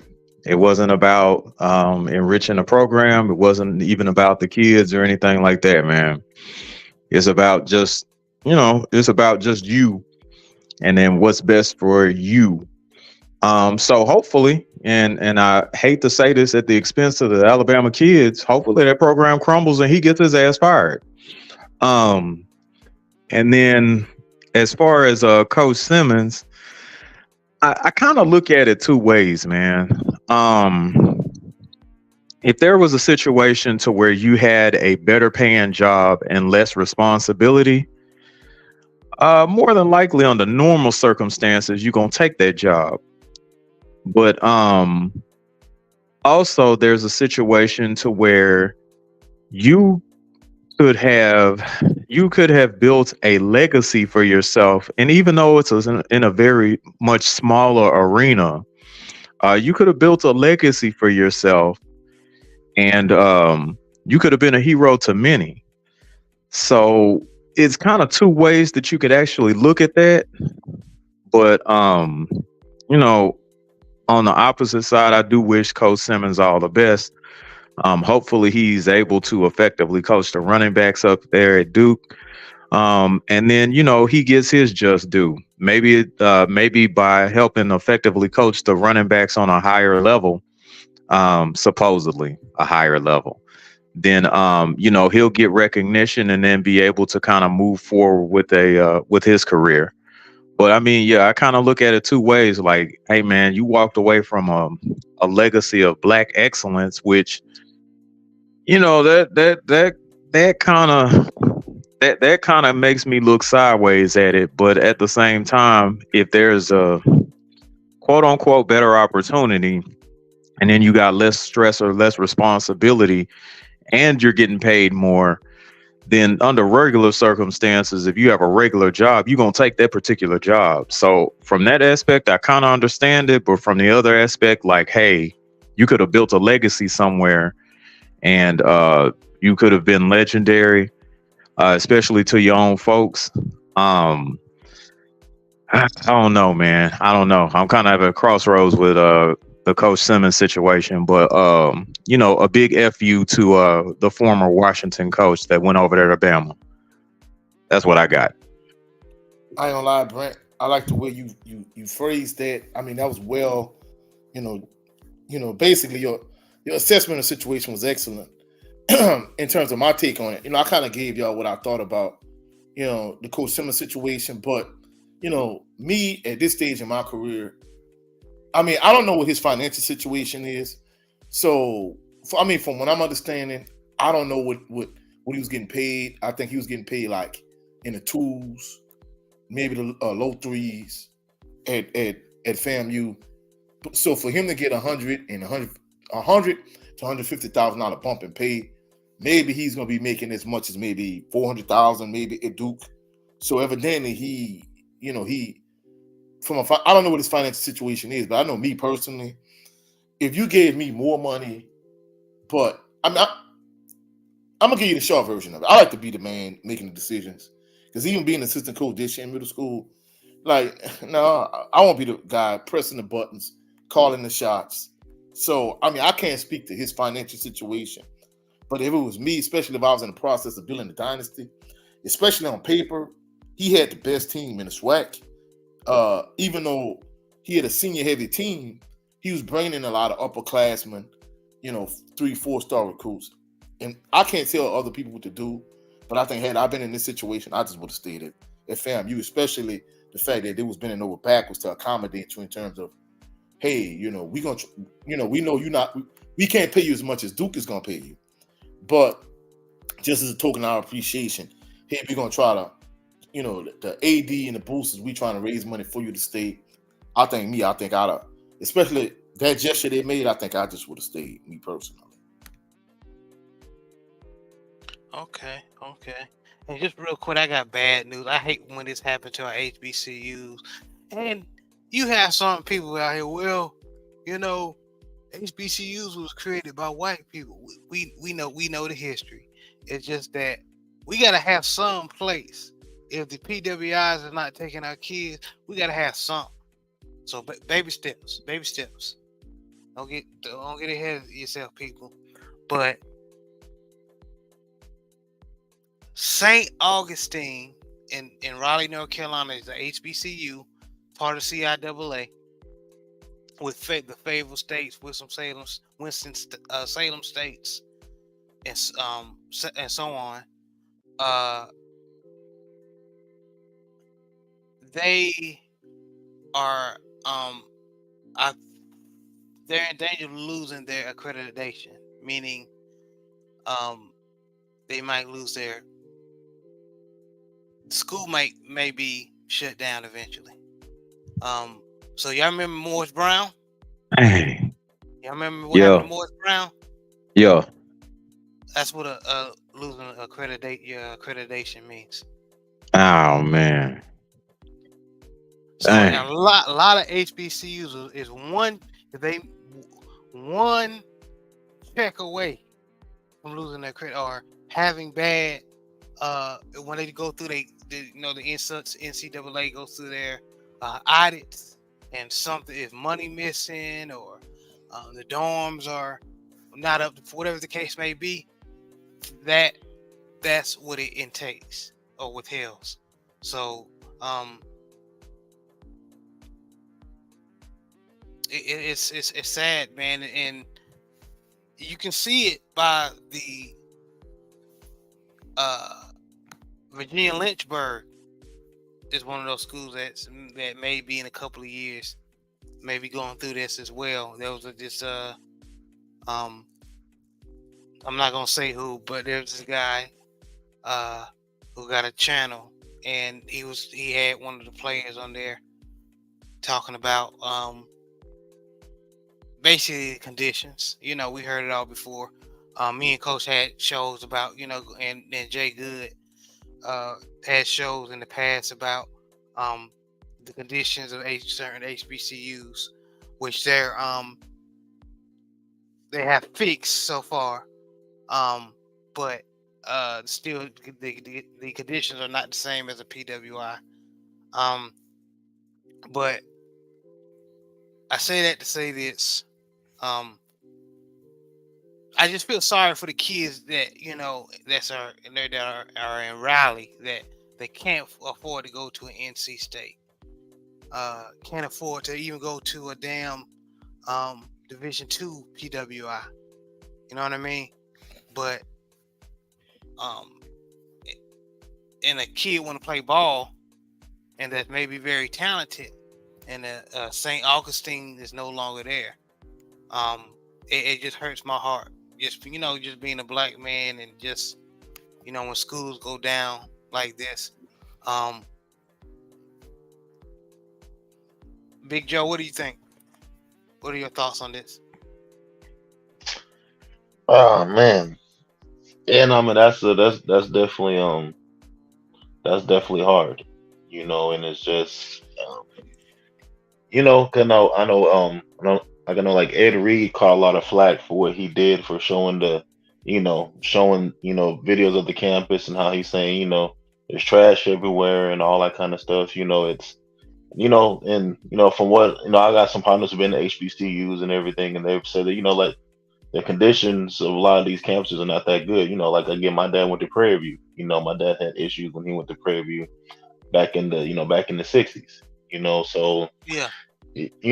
just with any high school or college campus, you got to have some upkeep. You got to be able to get some kind of funding to where you can keep your college going. I there's even some junior colleges out here in the Bay Area who facilities don't look that good. I mean, I didn't go to San Jose State when I was coming out of high school because I was like, man, my high school facilities look better than theirs. This is the actual university. So it's if that's hard to hear. So are they already lost it, or can they still have a chance to maybe see what they can do, or So is it yeah, let me already clarify. They're in danger. okay? They're in danger. It's not looking good. They just fired their president. Um, Mm, and there've been complaints coming from the football team. I knew something wrong when they fired a certain coach. That I thought that was good. That was going to turn things around, but they couldn't even hang on to him. mm, Um, uh, and the players have been complaining. You know what I mean? And also yeah, some uh, no problem, Brent Fox, brother. No problem, brother. Thank you for hopping on. But there been some complaints of mishandling funds a couple of uh, years ago. So it's just all that. yeah, You know what I yeah, mean? yeah. I Um, mean, like, yeah, it's when you have people in charge of schools and in charge of these institutions, if they're not in there for the kids, then this is what's going to happen. If you got folks, swindling money and stashing money and kind of going in there grabbing money and then leaving, then it leaves the kids with, having mold in their dorm or no running water, or just stupid stuff that shouldn't be happening, or like mold on the what was it, the school didn't what was it, the school that Ed Reed was when Bethune he Cookman. did hit, Bethune yeah, Cookman. didn't they boycott, didn't like a lot of the Yeah. students boycott like right after that, and it was Yep. talking about so it's And Grambling a couple of years back when Doug Williams Grambling did it first, especially the football yeah, players. A lot of yeah, boycotts and protests. But yeah. So yeah, it sucks, man. Yeah, hopefully they can turn it around, because I feel like every kid needs to get some form of education. If it's not at NC State, it should get some form of education and be able to be in a comfortable environment to where you can learn and not have to worry about dodging rainwater while you're in English class. So right. hope, And hopefully they can figure it out. hopefully, man, hopefully. I just hate for HBCUs go down like that. But Free Will, he said the game is fire. Yeah, this is the best game of the playoffs so far, man. Definitely. This is what we all want to see from all the games. Um uh JB, what do you think about St. Augustine and them in danger of losing their school? I mean, I'm sad to hear it, but if they're not doing what they're supposed to do with the funds or keeping up with the structure or keeping up with you know the living style of the students or them go like Town said going to class and you know going in their dorms, then I mean that money can be spent somewhere else, unfortunately, you know. And there's a lot, and it's not like there's a shortage of schools. That's for damn sure. But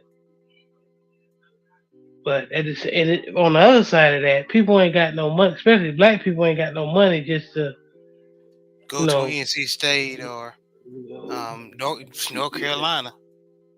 Yeah. So if So we lose a people who favorable got state, them, you know hmm what I mean? The Saint even the the St. Augustine's and a lot of us ain't gonna have places to go. And I know it's not much, but it's what we have. And a lot of great Right. people came from these HBCUs. So, but go ahead. No, you're right. I mean, because like I said, black parents ain't got money to get their kids out of a school and put them in another one. That might not be a good idea for them, or they might not have the money for that. Yeah, You shit, know, shit, man. You see how many white kids and Mexican kids are going to the HBCUs now facts. Man. on a free scholarship, Mm-hmm. Oh, on a minority scholarship. Mm-hmm. bust this out. You know that fuck dude um head coach our freshman year.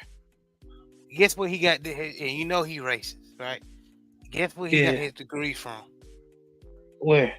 Virginia State University. Virginia HBCU. hmm Mm. So Shit. the other people come in, take advantage, and they may Uh-huh. not even respect black folk, but they gonna use all of the resources because they themselves can't afford, which is that's life, and not everybody rich, but at the same time you see even bigots. I mean, what Jackson State had a white female kicker this year. I mean, you couldn't find nobody else on campus that can cook. Out of all them brothers on the team, can't nobody kick a ball. You had to bring in the I white think she was chick. I think she was Hispanic. Well, what? Same thing, anyways. But same thing. So you couldn't find nobody else though. You couldn't find a sister that could cook. There's no female soccer team over there. Can none of them cook? Kick? Facts. All them athletic brothers on the team, they do backflips and catch rabbits. Can't nobody kick. Apparently not. But hey, well, Which I don't believe, but I'm with you.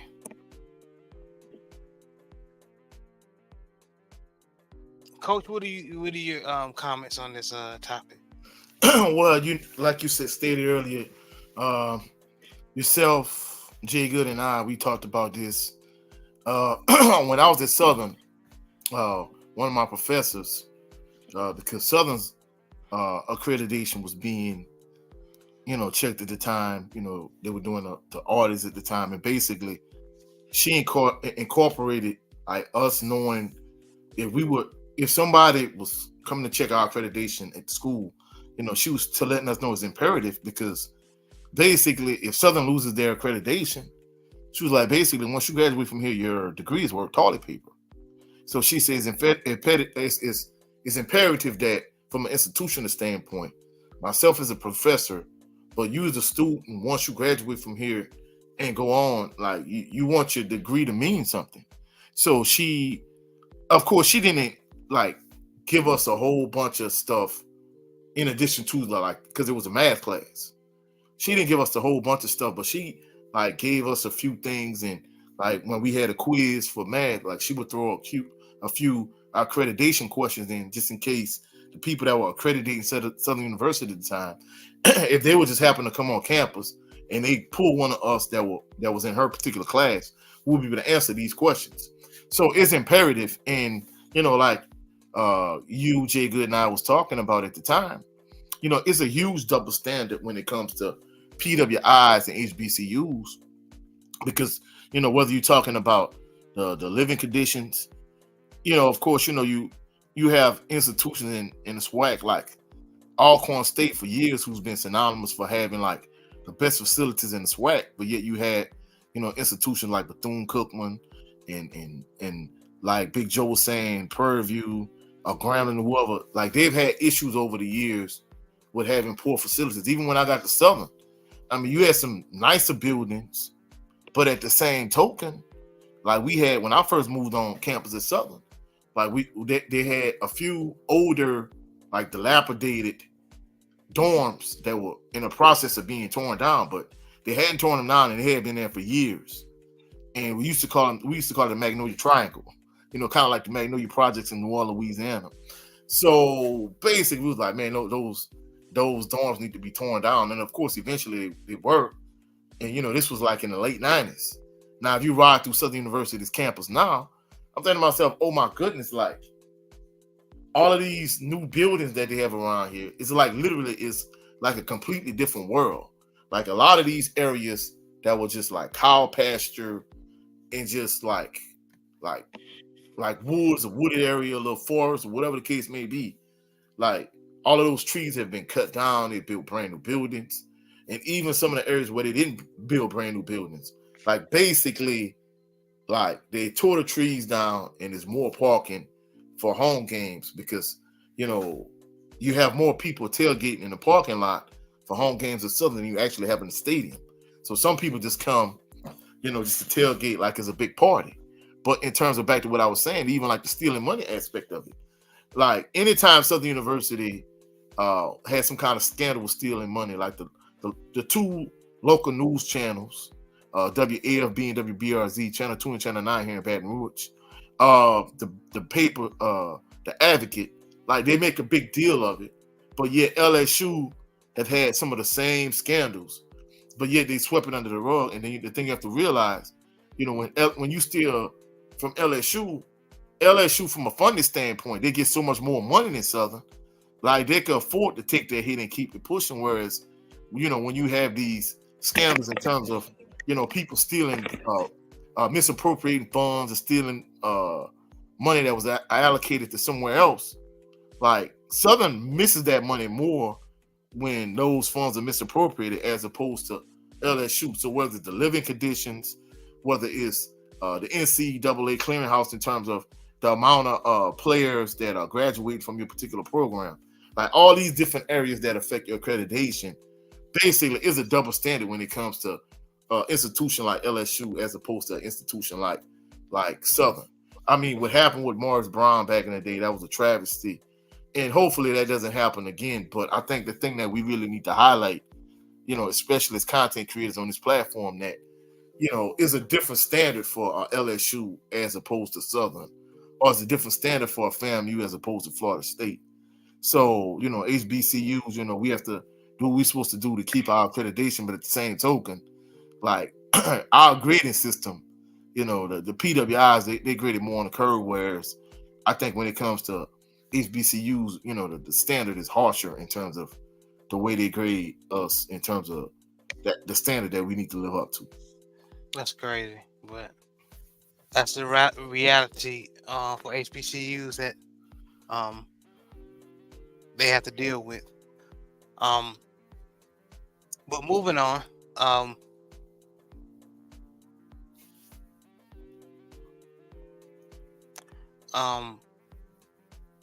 one thing as far as I was gonna talk about transfer portal, but I don't think we have time. We've been cooking on the first two topics and little branch off topics, but Bill Goldberg's son, was just recruited to Colorado. Yeah. So Kate, what's his name? Gage Goldberg. Yeah. He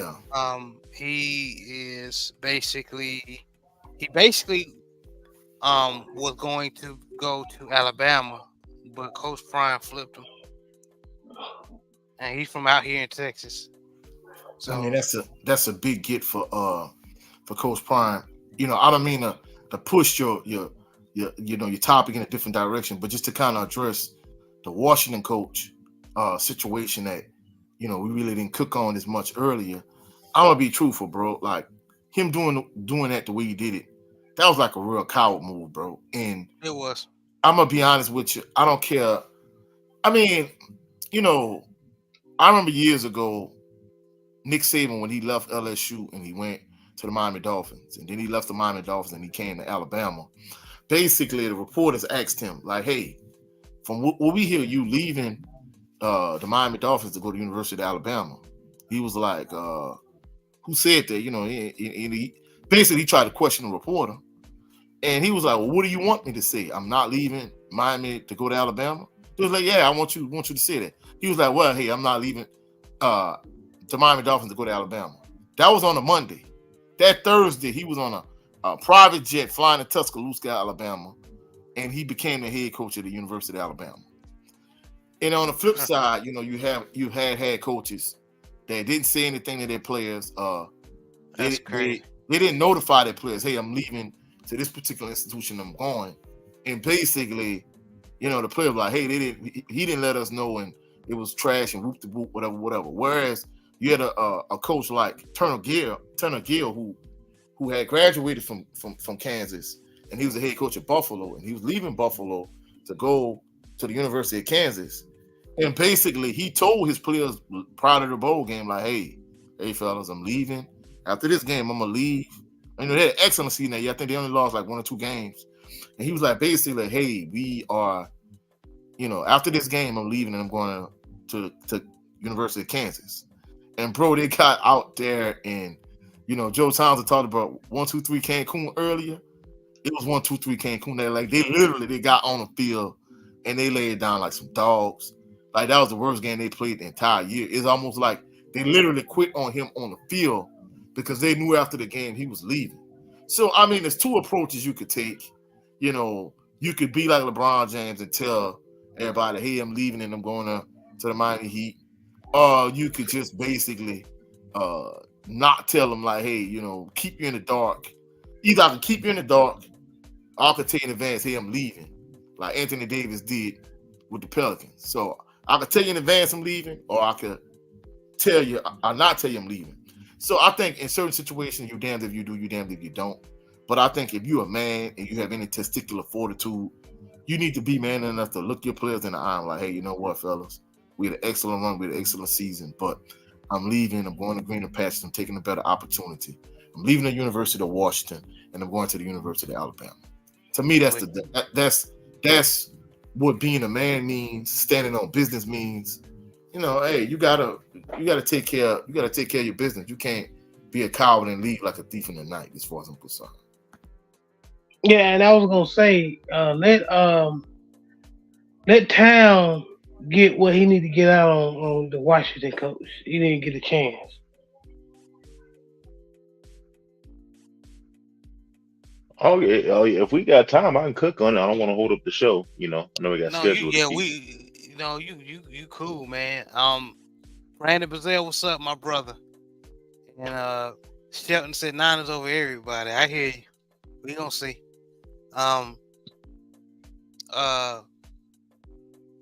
Yeah, cook on that, Big Joe. I want to hear your feedback on that.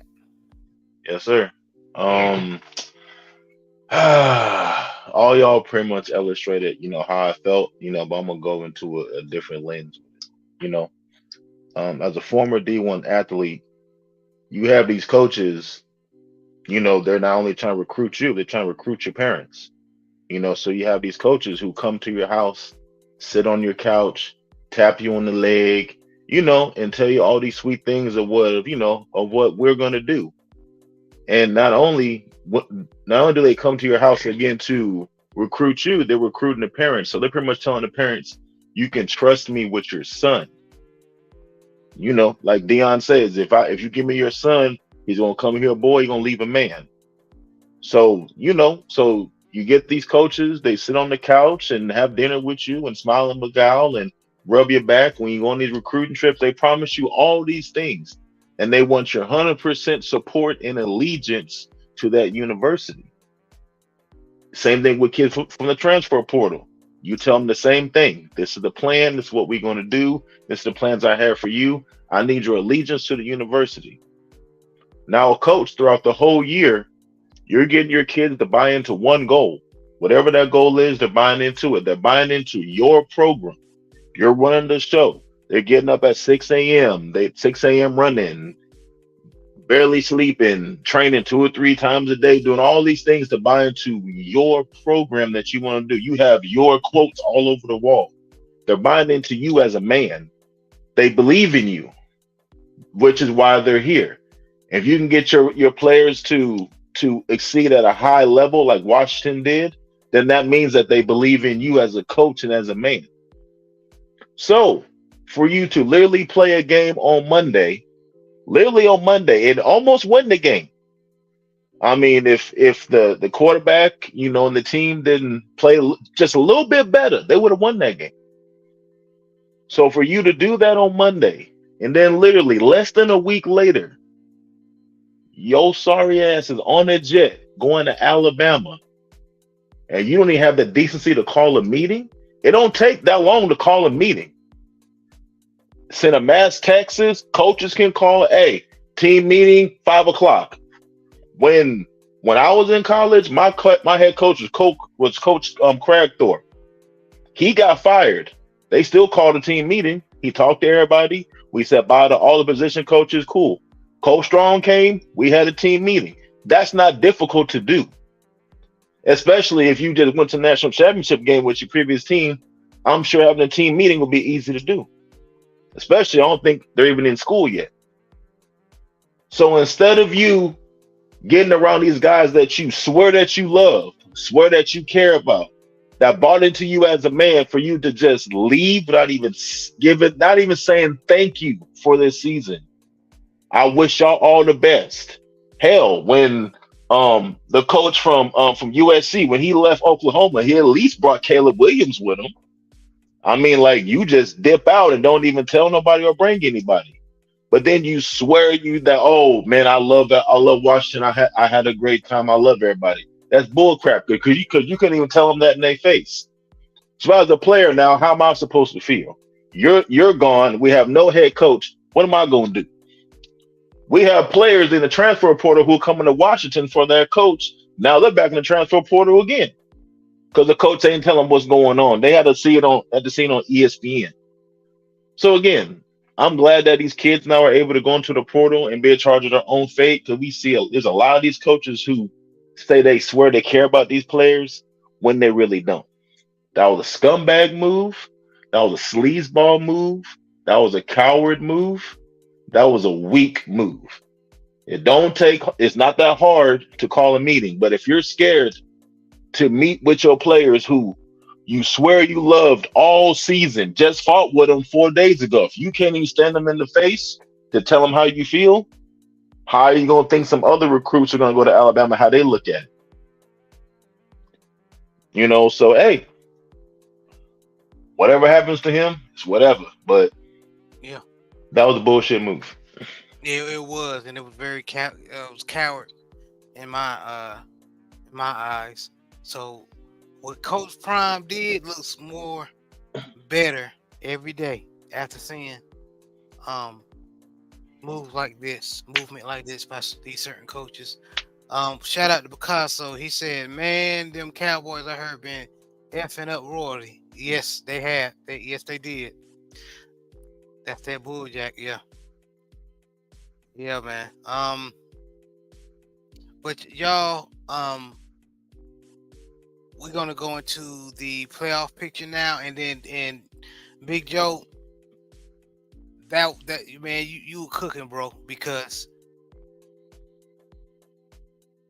like JB said, a lot of these players get flack for not being loyal for these ball clubs or colleges, but look what these coaches are doing. And they're not going to get the flack as the coaches will, or even certain coaches of like a Coach Prime. But moving on to the final topic of the show, just to wrap everything up.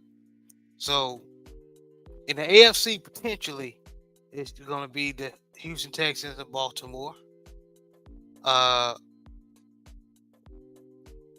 And like JB said, if the Pittsburgh beat Buffalo, we probably gonna end up playing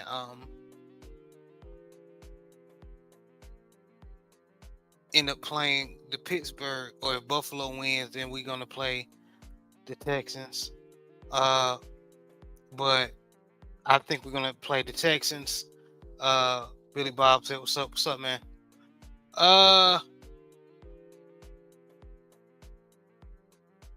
Just on a potential matchup, guys. Potential matchup.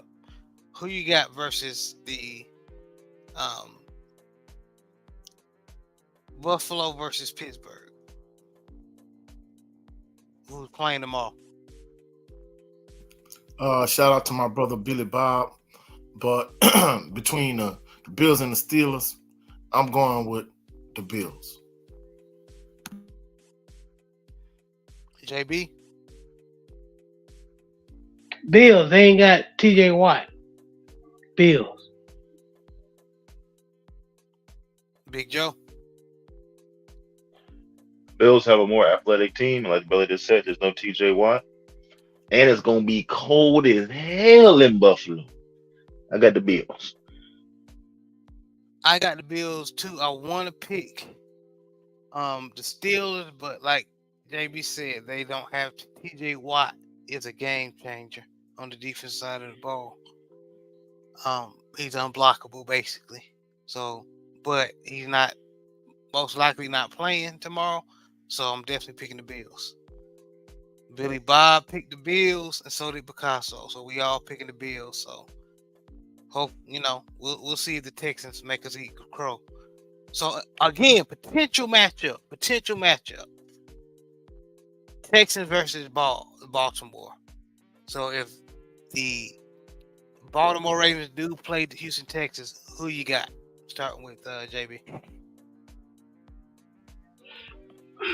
I'm just gonna say it, and like I said, if I eat crow, I eat crow. It's just I gotta say it.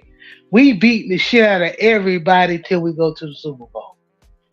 Till we get to, we beat the shit. I think we're gonna beat the shit out of the people, the person who we face in the Super Bowl. This is Lamar year. Lamar got a point to prove. Okay, we beat the shit out of everybody. CJ Stroud is playing phenomenal, but there's levels to this.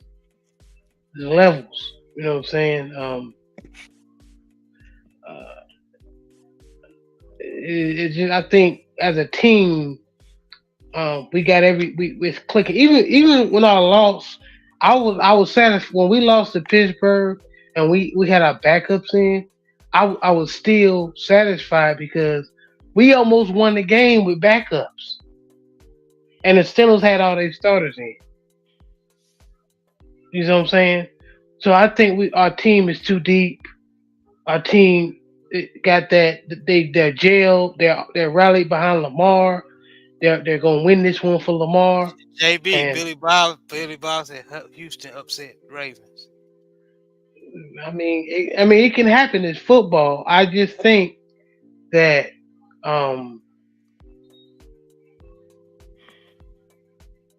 we just got everything for CJ on the defensive side.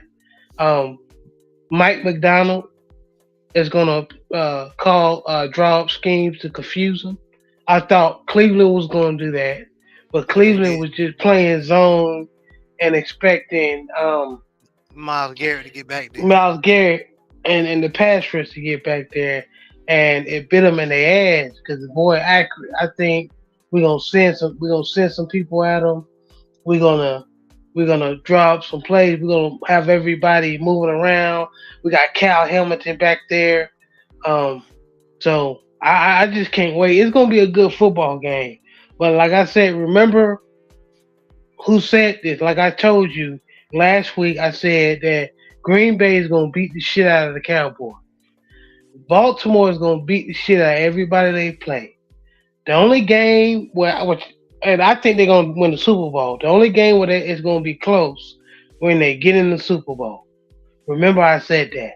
Now, if I'm wrong, hey, this channel ain't about uh, hiding and stuff. I'll eat my crow. I eat it with salt and pepper. It is what it is. I just got confidence in my team, and that's all I got to say. All right. And Picasso said he got Texas. I'm biased because he's from Texas, but okay. Joe Town, who you got? Oh, why the black quarterbacks always have to play each other? So, I'm going for the Ravens. I'm partial to Lamar Jackson. Lamar Jackson went to my alma mater. He's definitely having an MVP type season. I need Lamar Jackson to win the Super Bowl so everybody can shut the hell up. But I would not be surprised if the Texans give them a run for their money. I don't think it's going to be a blowout. The Texans are a team that, they're a young team. They don't know they're not, they don't know that they're not supposed to be there. They're just playing ball and dogging out folks, and they're clicking as a team. Again, Stroud was on the show, and they told him that they have no chance of beating the Browns, and they went out there and dog walked the Browns. So the Texans have supreme confidence right now. A lot of times that confidence can get you a long way. Yeah, Yes, it can. But I just think that Lamar Jackson and that Ravens defense, they're on a whole nother level now. This week off, we gonna see how it affects them. A lot of times the week off, a lot of times I can take a little steam off your momentum. But I would not be surprised if the Texans put up a hell of a dog fight. But I'm going with the Ravens. All right, Coach. Well, I think the Houston Texans have had a great season, especially considering that they have a rookie quarterback. But JB kind of stole my thunder. Basically, I was kind of saying the same thing. For those individuals that saw episode 28 of Bayou Sports Talk, I picked the Ravens to win the Super Bowl. And I think that's pretty much going to be the way it plays out. I think the Ravens are going to win, and eventually they're going to march on to the Super Bowl and they're going to win. All right. Billy Bob said the Super Bowl was going to be Buffalo and Philly. Oh, we'll see. Okay. Who y'all got tomorrow? Philly or Tampa Bay? Starting with Big Joe. Oh man, I'm going with Jalen Hurts. I'm going with the black quarterback theme. That's how I roll. I'm not a big fan of Baker Mayfield. I think he's highly overrated. He's been getting too much flack. He's been getting too much props for him being an average quarterback at best. So I'm going with the Eagles. The Eagles have been looking like hot garbage for the past 6 games. I mean, hot steaming garbage, like dumpster juice. So, and supposedly AJ Brown, I don't know if he's leaving Philly. He scrubbed them off his IG. I don't know how he's feeling. I know he hurt his hamstring in the last game. I don't know. Yeah, when the team, Marquise Hollywood Brown did that when he was about to be traded to the Cardinals. He scrubbed all Baltimore Ravens stuff off his IG. So yeah, he about to move. Yeah. So we'll see. I got the Eagles. We'll see. I got the Eagles up. JB, Philly or Tampa Bay?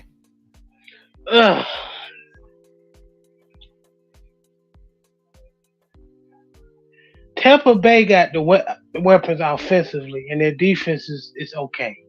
Their defense is not great, but they're okay. They're in the middle of average to good. Okay. They got some dogs on offense. Mike Evans, Chris Godwin. They're running back. They got some running backs that can run the ball. I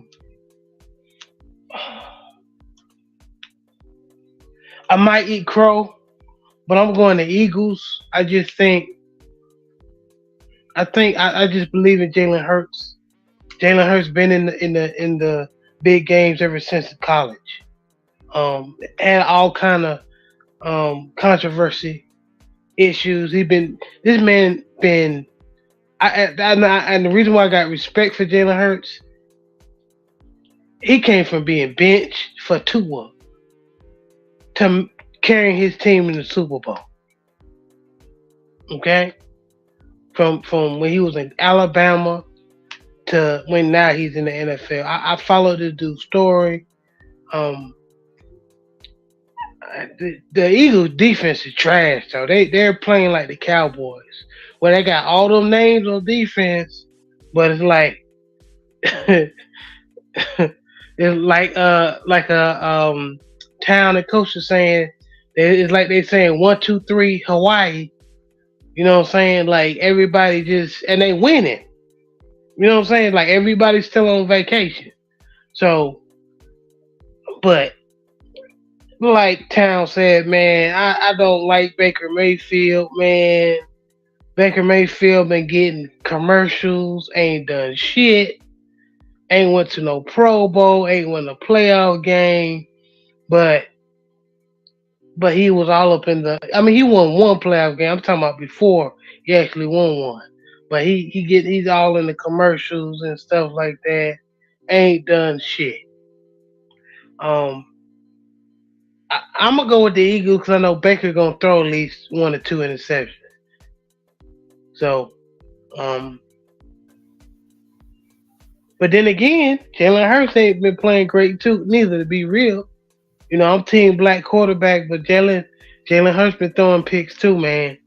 So this is gonna be a good football game tomorrow. But I'm going with the Eagles.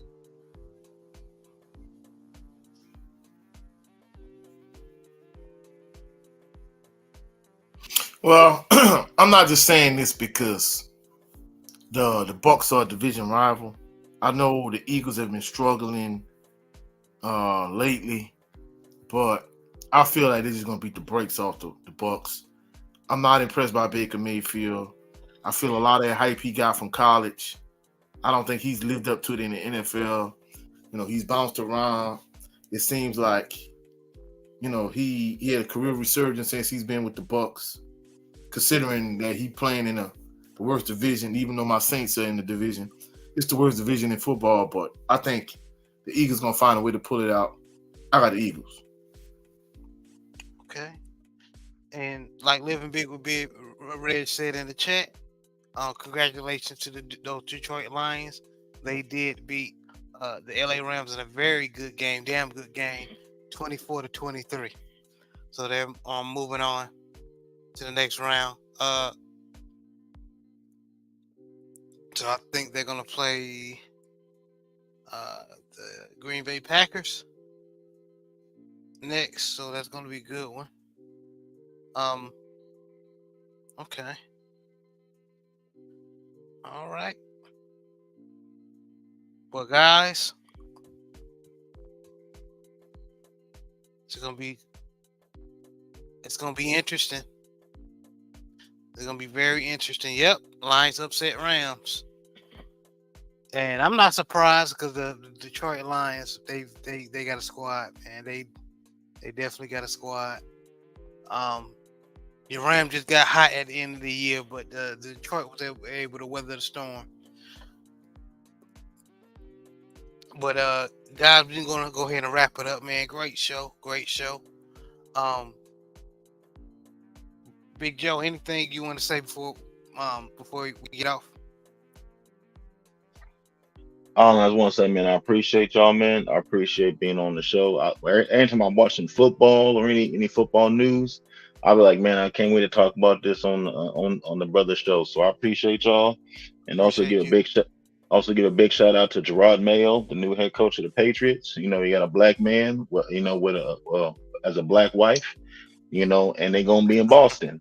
You know, one of the most racist towns in America. You know, so Yep. but we're starting to have a trend now of these former players now starting to be head coaches. You know, so Antonio Pierce is going to be the Raiders head coach, former linebacker. You know what I mean? Gerard Mayo, same thing, former linebacker. D'Amico Ryan, same thing, former linebacker head coach. So there's going to be a little trend now. You know, so I wish your brother nothing but success. You know, I'm glad Belichick is gone, and hopefully now that he's gone, no more Spygate. So shout out to the brother. Shout out. And shout out to brother Brandon Pazell. He said $40. $40 Fates, lowest seed. That should be Green Bay. Yeah. You're right. So yeah, that's right. why I said that if Pittsburgh somehow beats Billy Bob, right? Yeah, both y'all right. Buffalo, then we'll play Pittsburgh instead of the Texans. Okay. All right. That's gonna be interesting. 49ers versus Green Bay. Okay. But JB, anything you want to say before we get off? Nah, nothing, man. Just good show. Always love talking football with y'all. Me and Jared thinking about some more stuff to cook on the Southern Baller Show. So be looking out. Just be looking out for us. Soon we want everything to be consistent and something that y'all can enjoy. Yes, sir. Yes, sir. Uh, Finally, Coach 67 Sports TV. Let people know where they can meet you and see you. Well, first of all, gentlemen, this was a excellent and amazing show. I love talking football with y'all, brothers. I love y'all, man. It was a great, amazing show. For those individuals that's trying to find me, you can catch me at Coach 67 Sports TV on all social media platforms, on X, which is formerly known as Twitter. You can catch me on TikTok, catch me at Instagram, all at Coach 67 Sports TV. However, primarily here on my brother Jared 11 Green's channel, Southern Baller Show, every Saturday at every Sunday at 7 p.m. Central Standard Time, 7 to 7:30.